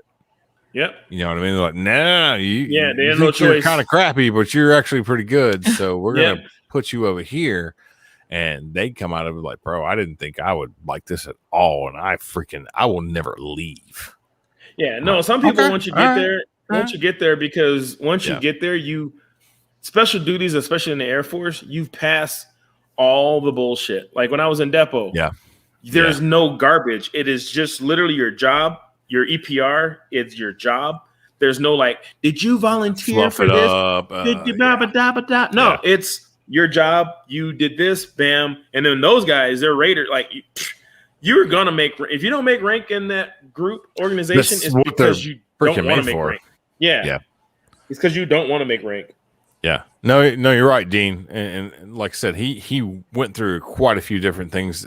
Even as a chief, he was getting interviewed, like I said, about E4s and E5s that had been there for 2 years to make sure he was a good fit for the team, personality wise, anything. Like it's crazy process. And no, Dad, that's a different Michael that backed into the ditch at our house. It was Michael Chappelle that backed into the ditch. Michael Russell was the lead singer of the band at the time. My dad knows what I'm talking about. And the mic on here just backs into dudes. So we did share the actual Scramjet Gmail email. I've never checked it, but I will start doing that. I had to do that to start a YouTube channel. So, hey, actually, that's the YouTube link. But if you've got crazy stuff, please submit it there for clips and stuff like that. And also message the Scramjet page because I probably won't freaking, Nice. What's going on? Well, because I said Michael backs into dudes, and he said, "Hey." Okay. Yeah, he retired from backing into dudes. I know. No pilots are impressive when they're drunk. They're just, they're just glorified airline pilots, bro. Go get me a peanuts. It does take, a high school education to fix what a college education screws up. So there's been only one pilot in my career that impressed me, and she was, I think she was a fighter pilot or B-1 pilot, one of the two. But anyway, the B-1s are going in on mission, and I probably told the story before. And they had fighter escort. I think, she was a fighter pilot, and little bitty shorty. Older lady, colonel, probably light colonel, and they were up at altitude, and they didn't know it was early on in the bombardment of an area, so they didn't know what they had for defense. And there's only one thing a fighter pilot or pilot can do is be faster than they are on the draw, because if they see you, you're already gone. Or standoff weapons. If they don't know you're there. and they see you, it's too late. They can't be like, "Ah, we got you," because that's just geometry, the way physics works. So she had a plan: go to altitude, and she pretty much went in, inverted to target to build up speed, and then as soon as they got there, pop it over, dump munitions, and then boom, out. Yeah. And the B1s followed. She traded altitude for energy. Yeah. And the B1s followed, and the guys, remember the guys? Yeah, it was a guy telling. It was one of the pilots on mission telling me a story, and he goes, "This is the most badass." He goes, "This is the most badass bitch I've ever flown with," you know. And he goes, "We didn't." She goes, "Oh my!" And he goes, "We do what? We're gonna do what?" And so the B1s followed and came in, dropped munitions, and the guy goes, "We were literally in and out the fastest we've ever been in and out, and hit everything on target. They didn't even know we were there. By the time they knew anything, they heard entry, exit, boom, and then explosions." Nice. Yeah. And I was like, that was the one story from a pilot. I'm like, that shit's pretty fucking impressive. Yeah. I bet. 102 Cruise flew a jet down off the boat. He put himself on the cat, and he was sitting there figuring out nav with a pencil on his kneeboard. Dude was straight badass. It's old school, bro. It's old school. He had a lot of gray beard hairs. I'm sure he did. Yeah. All right, so we are going to dive in to a little bit of other content besides our barbecue and bull crap. I do have a question here, and since three of us were Air Force, this is kind of weirding me out here. Is that flashing for you guys? It's flashing for us too. There it goes. All right. Seizure warning. That's fine. Yeah, so new Air Force fitness test will feature walking instead of running and modified push-ups. And you guys wonder why we make fun of the Air Force. So here's the thing, because you guys get 2 minutes to do everything, and we get 1 minute to max out. So kiss my ass.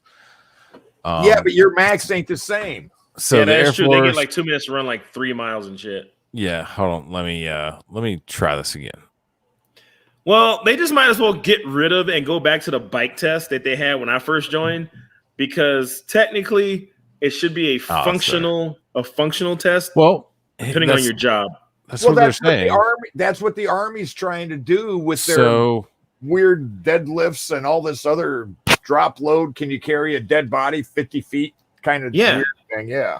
That's what they should do. The Marine Corps obviously was, I hate to say it, the smartest branch going to a functioning PT test. And as a sheet metal maintainer period, we can't actually read that. Okay, well, I'm going to read it to you if you'd hush. I don't want to hear it. I don't want to hear it. I'm just kidding. No, sheet metal mate. No, I was actually interested in hearing what you wanted to say. Actually, sheet metal mate. It matters if you can pick up a toolbox and bring it to the jet. Mm-hmm. It matters if you can lift, or stretch, endure off the stand. Yeah, off the stand. It matters if you have some shoulder strength, so you can endure like working on the B1, working on the belly over your head. Yep. So maybe some pull-ups, there's functioning workouts that you can do. Like, can you take this toolbox and walk down to the other end of the flight line? Yeah. Right. In your coveralls on a 110-degree day. Yep. Right. That kind of stuff. Like all of the branches, it's like, what does it matter if I can do X amount of push-ups or sit-ups in 2 minutes or run a certain distance? Because I guarantee you, if I got bad guys behind me shooting, I'm going to run a hell of a lot faster than I did on 2 mile PT test. I got cops chasing me. We gone, bro. So the new test, which the service will begin to experiment with in January 2022, will allow airmen to choose between running, shuttle run sprints, and walking for the aerobic portion of the test. Shuttle run sprints involve sprinting back and forth between two markers about 25 meters apart. They could then choose between planks and sit-ups for the core strength measure. And for the final portion of the test, airmen will be allowed to choose between push-ups and raised hand push-ups. Okay, hold on. Yeah. Is that after you go down and Let's see. I'm just going to highlight what I'm reading so you guys can see. Instead of going up and down like a traditional push-up, the raised hand push-ups allow airmen to alternate lifting their hands up while in the push-up ready position, said Lieutenant General Brian Kelly, the Deputy Chief of Staff for Manpower, Personnel, and Services, the Air Force Headquarters. That sounds like a joke. Yeah. When he discussed the upcoming changes to the physical fitness test in a live chat with Chief Master Sergeant of the Air Force, Joanne Bass, on Monday. The new options are supposed to give airmen more flexibility to do the test the way they want to, Kelly explained. The test will begin in a 6-month trial period starting in January. Say you're not a long-distance runner, but you wanted to run fast back and forth. We have a shuttle run back and forth about 25 minutes apart, he said. There may be more options revealed over the next several months, but the Lieutenant General ruled out swimming or rowing as other options for aerobic portion. Not all Air Force installations have the facilities for those kinds of tests, he explains. This test will still score participants on a 100-point scale, with the aerobic portion being worth 60 points and the other two worth 20 points each. The only thing I agree with is the planks. Yeah, the announcement stirred up discussion. Yeah, the announcement stirred up discussion on forums like Facebook and Reddit, where some airmen made the interesting observation that the walking test may be more tricky than it sounds. Previously, airmen can walk instead of run only if they had a medical waiver to do so. Yep. The walked F my shins, said one Reddit user. Yes. They burn for days, poor shins, don't walk, don't ever walk, do the damn sprints. Yep. Dude, I did the walk test, and you actually, I happened to be in physical therapy. Yeah, and I told my physical therapist, I'm like, hey, I got to do a walk test. And he taught me the proper way to walk. Yeah. So when you see those people that do those speed walking where they do their hips, you know,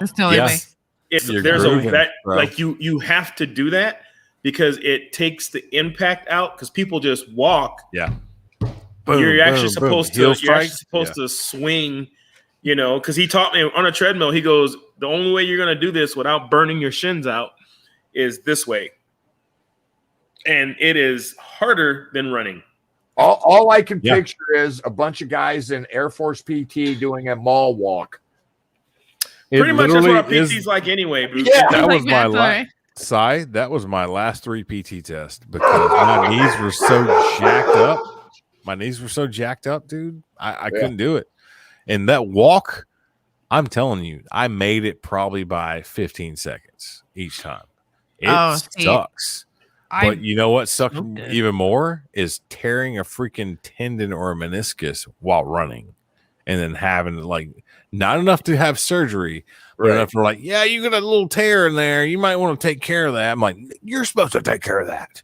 My thing is, it was never, even when I ran the program and I was a tinker for PT, it was never like people that nothing made sense. Like we had a guy who was like 5'7", short, round Italian dude, and they'd always have him in the I call it DBI, Dancing Bear International Bad Boy program, and he'd come in and I knew him, and I'm like, dude, you run the 1.5 miles in like freaking 9 minutes. Like, what are you doing here? Yeah. I don't look the Air Force standard. I'm like, dude, you run marathons. Like you have video and pictures of you running the Boston Marathon, the Air Force Marathon. Matter, bro. You know, and then one day his parents came to visit and I met his mom and dad, short and round. I'm like, I went to my senior who was over me. I'm like, ma'am, took a picture of, I'm like, can I take a picture of you guys? I'm like, he is never going to be thin. Yeah. You know, we had dudes like 6'6". You know, well, his waist isn't 40 inch or 38 inches. Well, no shit.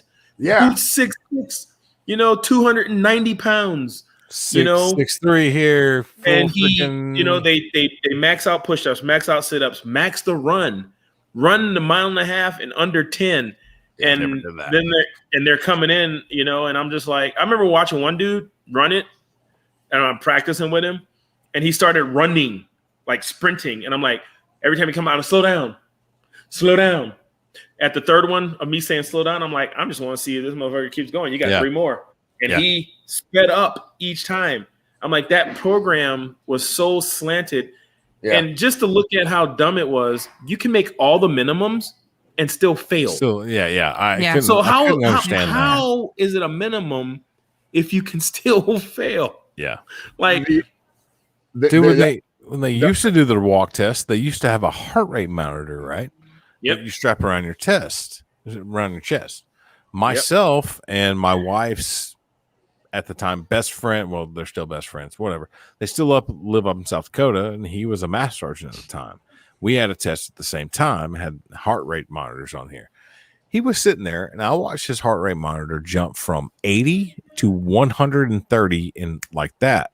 I'm like, whoa, hold on a second. I looked at the PTL. I'm like, hey, you need to check this out or exchange it because this is not accurate.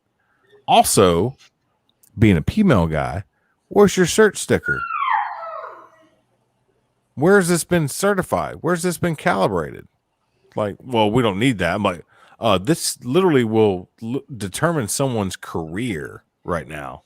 Yeah. If the heartbeat is wrong, because you're going to do some crazy formula versus the time, you literally can ruin someone's career. So why do I not see, or do you have a calibration book for all these different serial numbers? Like, what's going on with this? And he just looks at me and he's like, he like looks in some paperwork. He's like, well, you're a senior airman. You don't need to be questioning this. I'm like, I'm going to question it. Guess what? This guy's a master sergeant and he's 6'5". He's about to question you really hard. So get ready. Yeah. So we had literally that PT test walk delayed for 2 hours because I brought up some things and passed them like, yo, Chris, this is messed up. I saw your shit jump from 80 BPM to 130 BPM while you were sitting here next to me. This is not kosher at all. It got pushed off to the next day. Apparently they tried to do some emergency calibration or certification on them or something like that. And I went in there. I was like, you know what? I don't care. Strap it on me. Considering what happened yesterday, let's roll. Yes, I heard you. I heard you, Kelly. Crazy. Whatever happens, I'll like take all this data to the freaking JAG, and it's gonna be nasty. If this gets weird, it's gonna be nasty because you guys are completely out of compliance. So I don't know what the perfect PT test is, but the current one, at least from a female perspective, honestly, it's a fucking joke. Women have 16 something minutes to run a mile and a half, and there are women who still fail it. You have 18 push-ups for a minimum, and there are women that still fail it. Yep. I'm like, this is a fucking joke. Compete at the men's standards or get out. Yeah, and that's my biggest thing on it. It's like for our current PT test, compete at the men's or get out. You want equality, but you don't want equality. No, they never do. I'm in a it's couple like female groups. Someone told me recently, they were like, "Oh, you can sign up for this grant," and it was for Black-owned businesses. We're gonna go there. Yeah, and I know I'm not gonna get it because my synopsis to them was, "I thought we wanted equality. So how is this equal? And like only Black folks can apply for this?" And I was like, "Well, because we need more help." Like, do you? Because I don't need any more help than anyone else. You should stand behind your business product, not your color. I know, but they don't see it that way. There are so many females that I've met in the military that were just like, well, when we have a baby, our bodies go to hell. I go, so then why not have the actual female standards be in effect for a year, for 2 years? Yeah. I do agree. No, I agree with that. I agree with that, but also the military needs to, like, it's one of those things, like you have someone that comes back from having a baby or a major surgery and the Air Force is like, "Oh, you're back to work? All right, cool. Let's do a PT test." You're like, 42 days is not enough. No. Like, for surgery. I just pushed out a human. They changed it. So after you have a baby, you're non-testable for 1 year. I propose that they change the PT standards, the current ones. So it is a one standard males test, but you're 1 year non-testable for your postpartum period and at the current female standards for the year after. So that gives females 2 years.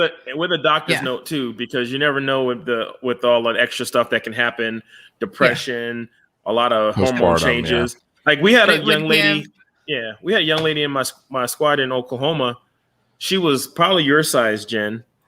And I remember she had a baby, and the whole pregnancy, she was just your size and no big old belly.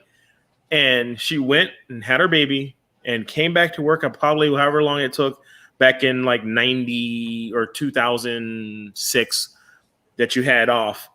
And she, like, her hormones got so jacked up, she ballooned up to like 3 times her size. Like, she came back to work. She was our admin girl.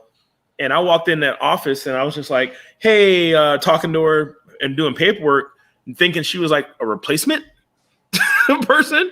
And I walked out and she goes, Sergeant Irving, you're not going to say hi? And I'm like, I don't even know you. Who are you? And I looked at her uniform tag and I'm like, what happened?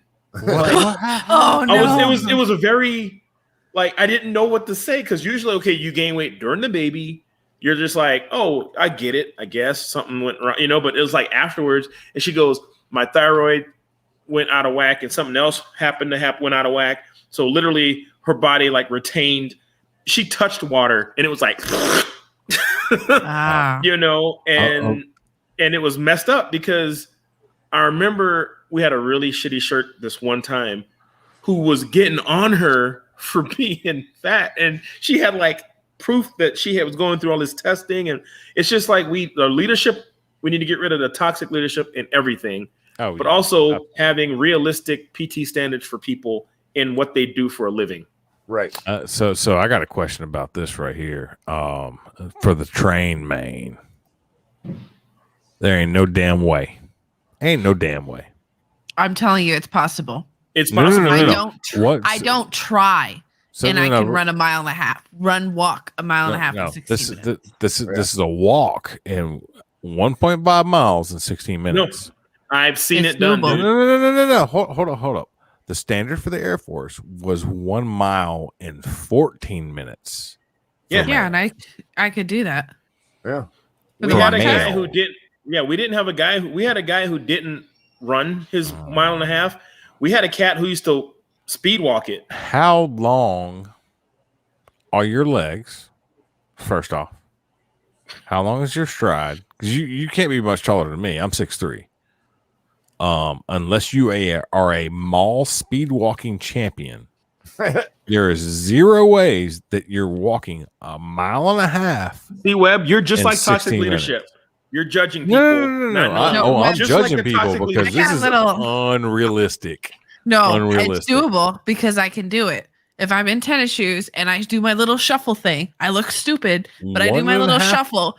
Yes. Really? 1.5 miles in 16 minutes? Yes. Yeah, it's possible, bro. I've seen it done. I need TikTok video of it. Post it to Facebook. Just shuffle. I'm not on TikTok. He's scared of the talk. My husband's taller than me, and he's got slightly longer legs than me, so I'm used to shuffling to chase after him. And everybody on the flight line is freaking taller than 5'7", so I have to shuffle after them. I can walk quickly. This is fucking really, really fast walking. Like, yes, on par with Olympic speed walkers. Dude, I can walk quick. Beat people running in the mile and a half walking. I did the walk test 1 year after my knee surgery, and I came in right around, I want to say 13 minutes or something like that. So I barely fucking made it. But there was a guy. This is what I'm talking about. This is toxic leadership out at its finest. No, this is reality. There legit was a guy. There was legit a guy who passed us while we were walking, because we're shins burning and everything, shuffling together, barely freaking made it, and this guy lapped us once. Okay. He's like a professional. Okay, here we go. So hold on a second. Right now. We're going back up here. I believe you, Dean. 4.5 minute mile, 4.25 minute. I don't know what my quarter mile time is. Okay. Olympic style race walking, where walkers can go as fast as a 6-minute mile. Olympics. Just saying. Dude, I beat the Olympic volleyball team in intramurals once when I was in college. They're just people. I can't play volleyball. They're just people. Olympics. I didn't say I beat Michael Phelps. I'm just saying there's a lot claims being thrown out at here that Dean, I got You your do back, like bro. you do like a shuffle and then you slow down. Gotcha. You do a shuffle and you slow Dean, we gonna down. fight You the do a man. shuffle and you slow down. I'm telling you, you can move. I don't know if they call it walking the entire time, but you can hit that time if you want to. Easier I've than seen I the fat think. girls do it. Michael Bowles, nah, bro. I was throwing my hips and walking the best I could, and I got pretty long legs. I got a decent stride.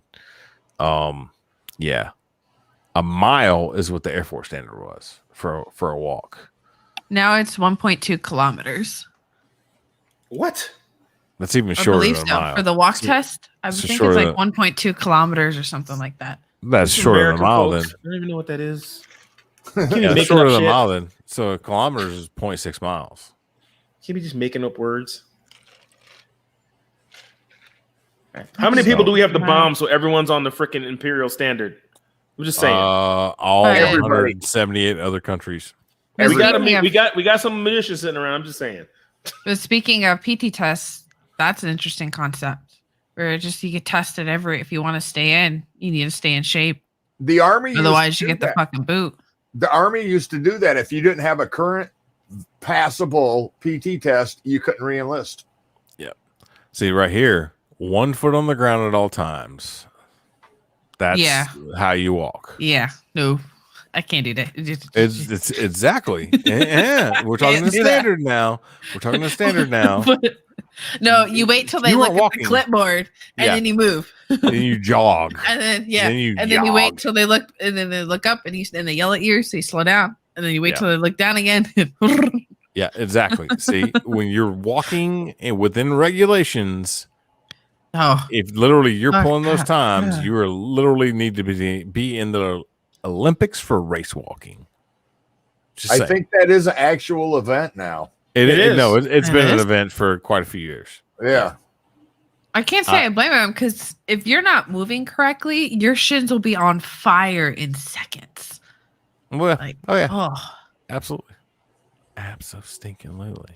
I'm just saying that's why I'm questioning all these walking people saying, "Oh, I did this and blah." I'm like, whoa, I do a shuffle thing, and then I slow down to rest my shins, and then I shuffle. Yeah. It feels like walking to me. 1 foot on the ground at all times. Yeah, I don't think I'm doing that. Yeah, I'm pretty sure if I record my feet, no. That's the definition. Just saying.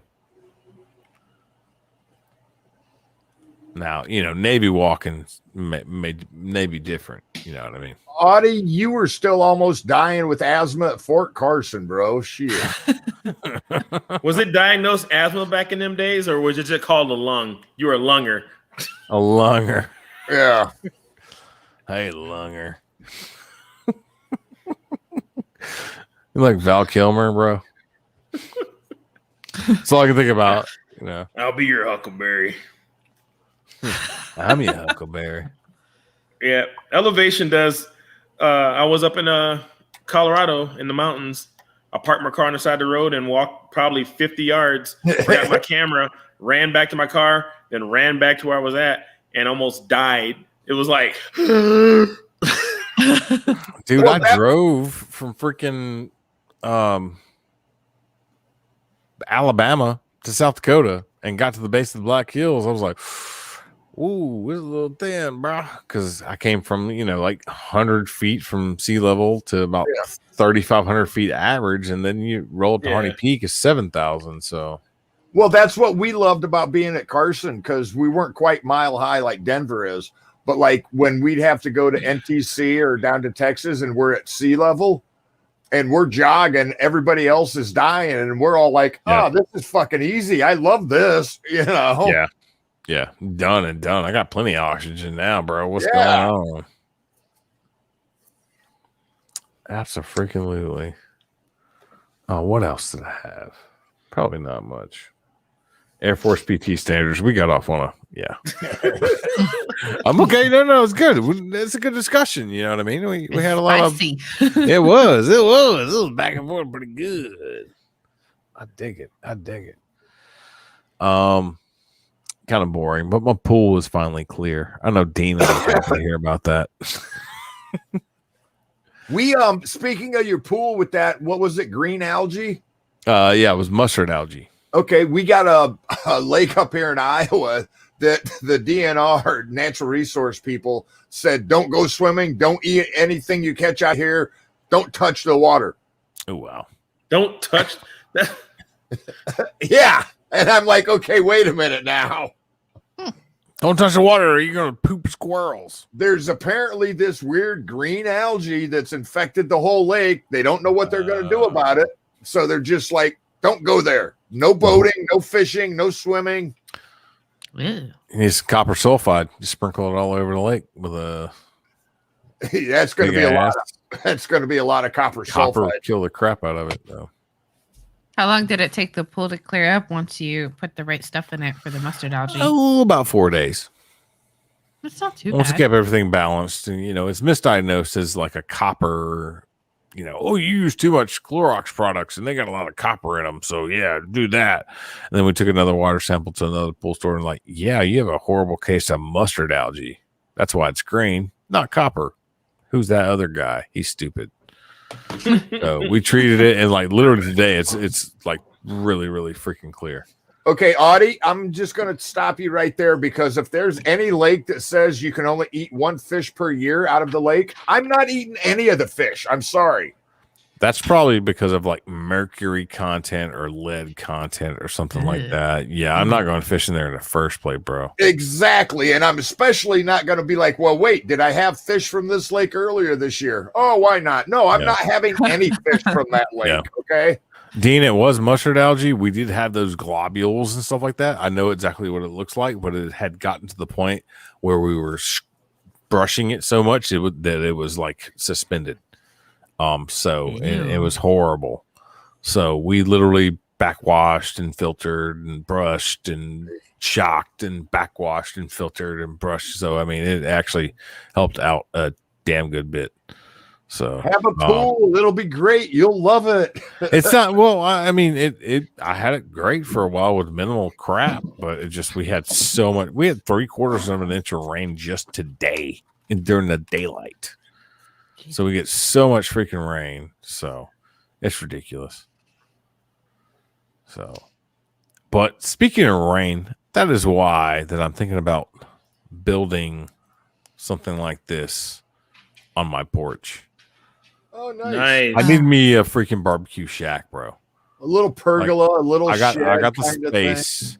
I'm worried about hurricanes, but I think I can build it steady enough or easy enough with like tin roofing where I could like literally, if I needed to, unbolt the crap before a hurricane. Yeah. I'm waiting for lumber prices to go down, but I'm tired of like having my grills and crap out in the all I'm the just way letting you open. know lumber prices are going down, I heard. They are. Yeah, lumber futures are going down, which is good. Like I wouldn't buy this for sure. That bolts to your concrete. I would go through my original porch and probably post all the way down, or at least supported by original post if I could pick them up. But yeah, I'm seriously thinking about something like this here soon. Nice. So I gotta have, gas grill and the Masterbuilt smoker underneath there with high enough ceilings where I'm not worried about burning it down. And then like prep tables and a place to chill, like a couple chairs in there, not many if I'm getting real busy. But just chilling out and not being in the rain that Mobile has an abundance of. So that sounds really I'm nice. answering right now. Sorry, guys. I'm getting a bunch of questions from people off of the TikTok. They're doing an update or something. And when they mess with the program, it does weird shit through the system. So we had that earlier today. It was telling me, people were like, I was trying to get on your live. You were live. I'm like, I wasn't even on. I got rid of all my followers. I got rid of all my comments on my, it just, wow. Yeah. It all was there. You did that to me too. Yeah. It still won't upload my video. So I was just like, well, people are just save it for tomorrow. Asking me questions. I told them, I said, I'll be back. I'm back tomorrow. Maybe. Yeah, TikTok was weird today. I have none of these problems. And I'm okay with it. So that's perfect. Canvas is okay, but down here with the amount of rain that we get, It's literally gonna rot with green algae. Yeah. I'm not kidding you. I can't have that. I thought about it. I just can't. It'll be gross in 2 weeks. Wow. So All my vids are private now. See, that happened to me earlier. I tried to go look at one of Felix's and it said all of the videos are private now. Yeah, so right here as well. You guys be safe down there. Tropical storm coming through. I mean, tropical storm's coming through. Tropical storm Elsa used to be Hurricane Elsa.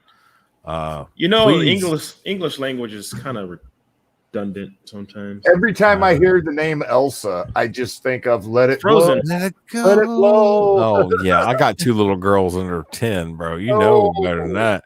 Oh. My buddy, the last time he was deployed here, and we were watching his daughter for the year he was gone. He went and bought her 2 Frozen dolls that sang.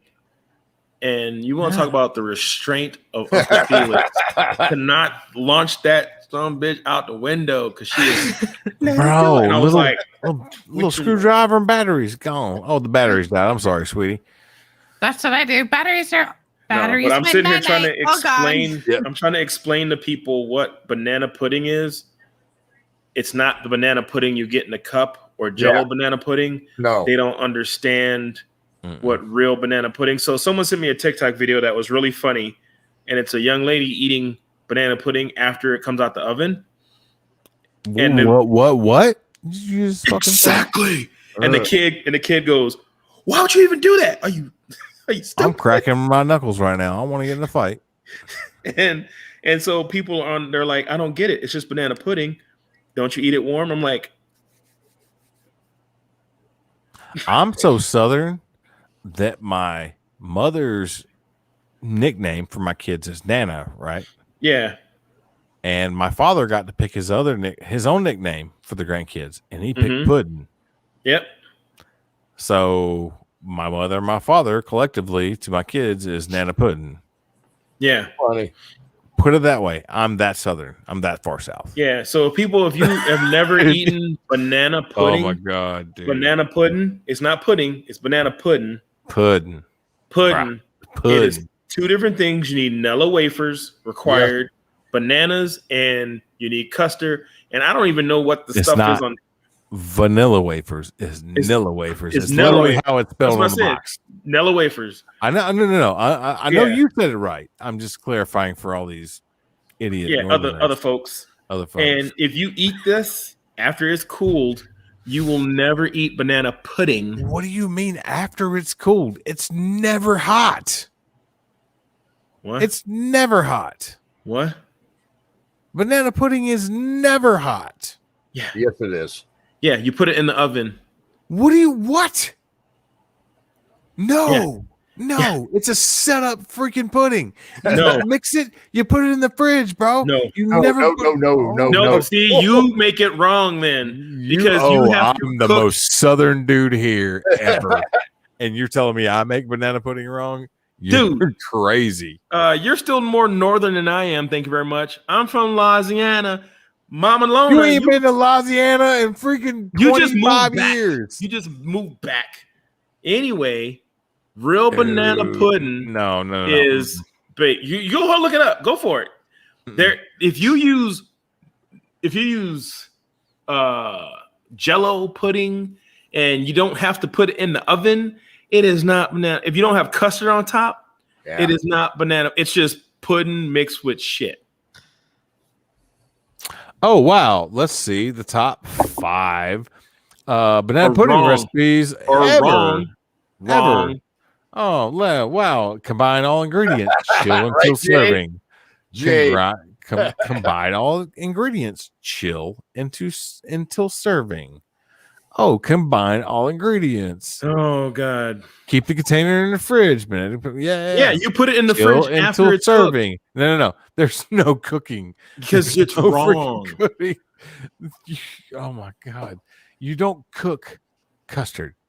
No, you don't. You bake it. You don't bake banana pudding. You bake it. Trust me. God. We used to take bananas still in the peel, wrap them in aluminum foil, put them on the grill, and then you just slice the peel and use a spoon, and it's so fucking good. I don't like bananas very much. I cannot contribute to this debate. One of my great grandmothers used to make banana puddings without bananas, which was good. I don't mind bananas, but this is better. Dude, like, oh my God. I can't believe we're arguing about this. Old-fashioned banana. How'd they get the brown on top? Maybe that's over aging or time, or maybe it was in the sun. You use the flamethrower, maybe? Maybe you found the one recipe in the entire internet. This is the recipe. I looked up old-fashioned banana pudding. Old-fashioned? Yeah. But it doesn't even have all good stars. That's exactly. That's a name. About stars? You should. I do. Out of 7 reviews, it has a 4 out of 5. My barbecue sauce ain't got no stars. We have no award winning, but guess what? It's you amazing. Been around since it ain't banana about pudding. awards. It's about what's good. You ain't been around since banana pudding, bro. I'll make this banana pudding, and I'll put your banana pudding to shame. Oh my God! I will vacuum seal some and send it to you. Ooh, that would be horrible. It probably would be freaking disgusting. Like, I tried it. Where's Webb? Hold on. He's in the hospital with COVID. I looked at like he's a COVID variant recipes. Delta. 7 different recipes, and I finally found someone that said something about putting it in the oven, and I'm like, "Are you freaking kidding me, dude?" My great grandma, my grandma, my mama. That's how you make banana pudding. I'm pretty sure like personally, one of those may have put it in the oven. No, all of them. The first time I was somewhere I was in the Air Force, and it was a Thanksgiving, and someone happened. I was so excited because this is my it's orgasmic. It's so good. And I took a scoop and I'm looking at it and I'm like, hold on a second. Yeah. The meringue on top is in the oven for 5 minutes to brown. After that's cold, chilled, served. Well, chilled. Serve chilled. Serve chilled. You cook the banana pudding. No, you don't cook banana pudding. You put it in the oven. Oh my God, you don't cook banana pudding. Oh, I love you, but I'd punch you right now if I was in front of you. We'll be scrapping. And then we'll eat some of my cold after cooked banana pudding. Oh my! This is like the 8th. Like I had to scroll down way far to find something that says you actually heat banana pudding, and you're saying that's the original recipe. That wasn't the original recipe. I just found a recipe. Damn. I'm gonna call my mom. I'm gonna call my mama. Exactly. I'm gonna call my mama. I'm gonna call my mama. No damn way. I'm gonna call my mama. I need Mama Maloney's original. I need Mama Maloney's banana pudding. Oh wow! Recipe. Here's another recipe. It says no bake. Wow. Well, yeah, there's no baked cheesecake, but don't mean it's right. People. There's baked banana pudding. That don't mean it's right. People put ribs in the oven. Because I don't have a grill. I have to improvise. Okay, I'll give you that one. I don't need him talking right now. I just need the point to be made. I'll give you that one. I'll give you that one, Felix. I adapted and overcome. She did. I wanted ribs. The only appliance I have is an oven at the moment. I got you. No but problem. Damn it, cuddling kittens, if you've ever baked banana pudding, you're dead to me. I don't. I'll be honest. I don't. I'm not a big banana person. I'll do banana bread and bananas if they're still green, and that's about it. Yeah. Banana pudding, it's a texture issue for me. I'm going to die on this mountain or wrong. I don't care if it's right. Oh my God, dude. Yeah, but the first time I had it at someone else's house on Thanksgiving, I was in the Air Force. I took a big scoop, put it on my plate because I'm like, I'm about to kill this. And I'm like, I ate some and I'm like, I literally looked at the guy. I'm like, this is banana pudding. He goes, yeah. I'm like, no, but it's pudding. He goes, yeah. I'm like, I was just like, how do you explain banana pudding? Here it is again. There's 2 steps to banana pudding right here, according to this one. In a large bowl, beat cream cheese until fluffy. Beat in condensed milk, pudding mix, cold milk, and vanilla until smooth. Fold in half the whipped topping. Step 2, line the bottom of a 9 by 13 inch dish with vanilla wafers. Arrange sliced bananas evenly You know over what this wafers. is? This is This is cultural appropriation. Spread with They pudding have mixture. appropriated. They have Spread with pudding mixture. literally whitewashed Top banana with pudding. remaining whipped topping. The last word with a period says chill. They have literally. They have. This is what it is, people. You think it's like just trying to get rid of shit. This is how they're doing it. They got rid of banana pudding first. They got rid of banana pudding first. Next, they're coming after fried chicken. No, you ain't got to fry it no more. It's just chicken. You put powder on it, and you just put it in the microwave, and it's fried chicken. You hit it with a torch. You hit it with a torch. And you put it in the fridge, and it automatically gets crispy. They're coming after our culture on the back we got end. air fryers now. What are you talking about? That's what it is. Back end. I see what you're doing. I got you. I see you. I ain't paranoid. It's real. Oh my god! I literally have 14 banana pudding recipes. They're doing it. They're whitewashing my there's culture. one that says, "Hey, well, next thing you know, you're gonna put it in there to Kool-Aid, brown the meringue." Kool-Aid with sweet and low. Oh no! I'll stand on that, bro. I stand with you on that. No, dude. Got to be some Domino sugar. Just saying. How else am I supposed to get diabetes? God, exactly. Early onset diabetes. Duh. Early That's a onset tradition. diabetes. It's a southern tradition. My daddy had it. My grandpa had it, and I'm gonna get it. But it's not good for you. I don't care. Holy crap! I'm glad we went off on all that. That was fun. I love our arguments. We argue about banana pudding. I know. It's perfect. And now I'm curious about this banana neon light that Matt's getting Jen. Uh-oh. Jesus. You should tell him to get a banana hammock. What is going on? Oh, I love him, but I don't want to see that. Speaking of banana hammocks, well, we are part of the Veterans Anonymous Network. Sorry to break in on the banana hammock story. We are now broadcasting live on twitch.tv/VetsAnon, YouTube/Veterans Anonymous, and Facebook/Veterans Anonymous 22. Usually on Monday nights, we have Judy G and Lunchbox, but they are on a sabbatical throughout the summer. They're going to come back with something bigger and better in the fall. Please stay tuned. That's usually 7 p.m. Central Standard Time on Mondays. You're watching us right now on Scram Jett, 8 p.m. Central Standard Time on Tuesdays for all your alternative views on banana pudding and all that stuff. It's been fun. Please join us tomorrow night with Combat Cricket with the Veterans Anonymous Crossroads. They like to play a lot of games, trivia, and all this stuff. If you get a good enough connection and a web camera, you may be invited on. Just give some witty answers is all I got to say. And on Thursdays, running out our week, are Full Metal Cannon Eaters, 2 Marines. Not sure why they're on this network. We love them to death, though. We let them give you a weekend safety brief because they're just the last ones on for the week. So please join Baby Jesus and Tommy Erotic. Please support Kyle Killinger / Baby Jesus 3,000 mile run across America. There we go. I can finally get it out. How about that? And then I'm trying. I'm all spun up on banana pudding right now, bro. I'm actually talking to someone right now on here, and she says that she does cook it. And I said, I just need to get my grandma's recipe and do a TikTok. We need to bring it back. We need to bring it back. We need to fight the surge. I'm gonna roll up on like Wikipedia. Where I'm gonna like pulling up like ancient ancestor records. Like we're gonna come to a nexus. Was 3CPO's leg silver or gold? Never saw him. Don't know. You never saw Star Wars? First one was silver. Never saw his legs. First was silver, then he went to all gold. Ooh! I found it. I found the history of banana pudding, but we are not going into this right now.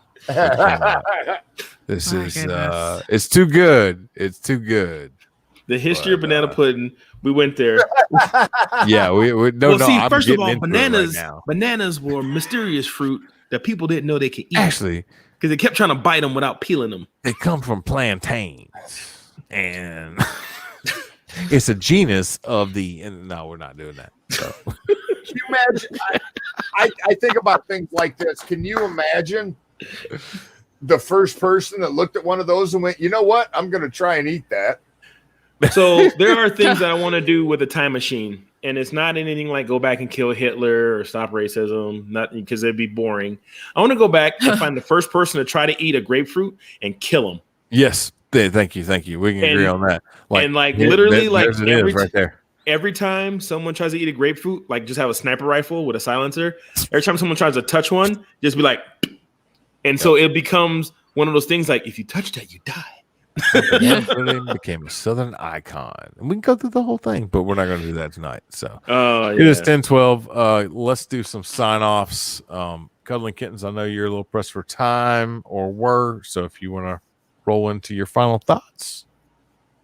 Same thing that it always is. You cannot pour out of an empty cup. It's important to take time during the week for yourself, even if that's something as simple as sitting on the back porch with a cup of coffee, listening to the birds and insects. You need to take that time. Absolutely. Thank you for joining us. Yes. Thank you. Uncle Si, Gandalf. Like I always say every week, reach out. If somebody doesn't answer, keep reaching out. That person might be going through something. You never know. So, don't just think like, well, I reached out, this person didn't answer. Well, keep reaching out. And thanks for joining, everybody. Love you guys. Love you too, buddy. How dare you mute my singing? You were going into like a boys and men, No, I was singing "Reach Out and Touch Someone's Hand." That's okay, cool. Okay. Now he can't sing Negro spirituals on Veterans Anonymous. Come on, it's all good. I get it. I'm sorry, my bad. Thank you, Mike. John Denver. Yes, yeah. Don't get on this banana pudding battle, bro. Don't step into the banana pudding war. It's like the Hatfields and the McCoys. Let's go. You won't date that cooked banana pudding boy. How dare you, Annabelle, bring that cooked banana pudding boy around my house? Ooh, that's worse than a shotgun wedding right there. Come on, America.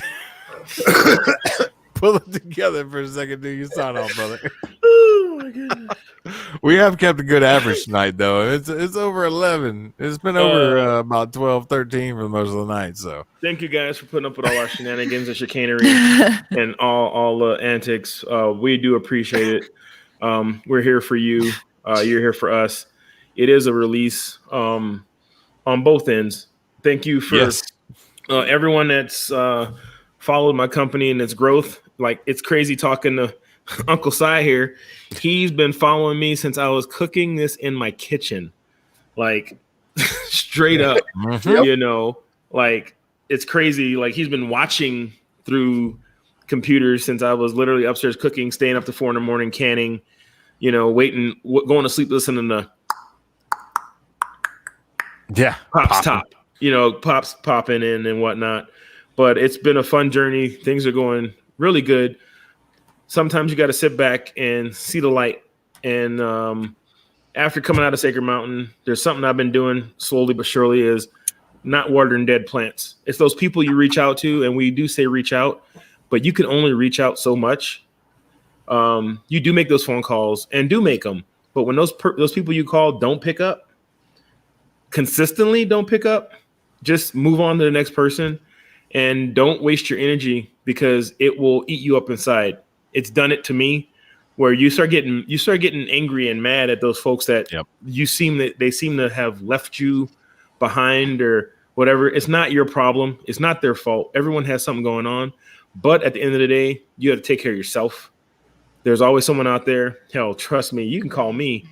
And a lot of folks know, especially that have been on my Facebook or Instagram and have my number. I answer in the middle of the night. I answer in the middle of the day. I'll message in the middle of a meeting. I'll get back to you because I do care. I do believe that, as busy as I am, it takes a minute to make someone feel like they matter. So I'll just put that out there to you. If you're too busy, you might need to look at what you're doing, So other than that, folks, be good to each other, be good humans, and have a good night. Whoop, whoop. As you can see, streaming across the bottom of the screen are plenty of these links that we have. Obviously, not all of them have been vetted by us, but please, they've been vetted by our viewers that if they're dedicated enough to watch us argue about banana pudding, then they got a little bit of loyalty. You know what I mean? All these that I've definitely looked into, they look like legit sites. Jump for Valor, healvets.org, obviously 6on6.org, vetsforwarriors.com, taps.org, Sacred Mountain Retreat, which we've been preaching all stinking night. Felix has even got a barbecue sauce that donates to their cause. Please check out Master of None Artistry as well. These are a couple of our other veteran friends that do amazing work. Amazing work. So we definitely love you guys. We'd love to see you back. We're working on the production of the show a little bit. Obviously, the banana pudding fight was unstructured and uncouth and altogether awesome. No, we're not done with this, bro. Because next week the show's name is going to be like banana pudding. What? Something crazy. I think we might need to make a sticker though. Who's Philux? I don't know who that is. Philux. Blank links on what? You talking about Instagram? Because I don't know how to Instagram. I just send share stuff on Instagram. I don't know. Okay. Philux. Well, actually, we haven't said it before on this broadcast, but Scram Jett is a little bit different of a show. We're here to distract. Obviously, if you're dealing with demons, you need to deal with them. There's plenty of different ways. We spread plenty of different resources on this show. You definitely try to contact us, but as Felix and most of the other co-hosts said, we're also dealing with our own things here. This is definitely an outlet for us as well. This is one of my very few nights a week that I'm like free to do what I need to do, just because it's been built in since the beginning of the year, since we started coming out of lockdown. You know what I mean? This is what we were doing. Please, I did share the email address for Scramjet out earlier. Email that with any kind of other resources you have for any great sites that we got going on here. And I'm probably going to end up putting together a nice little slide for all these places as well. Healvets.org, 6on6, all these great Sacred Mountain Retreat, all these great little spots. Just remember, don't take a permanent solution to a temporary problem.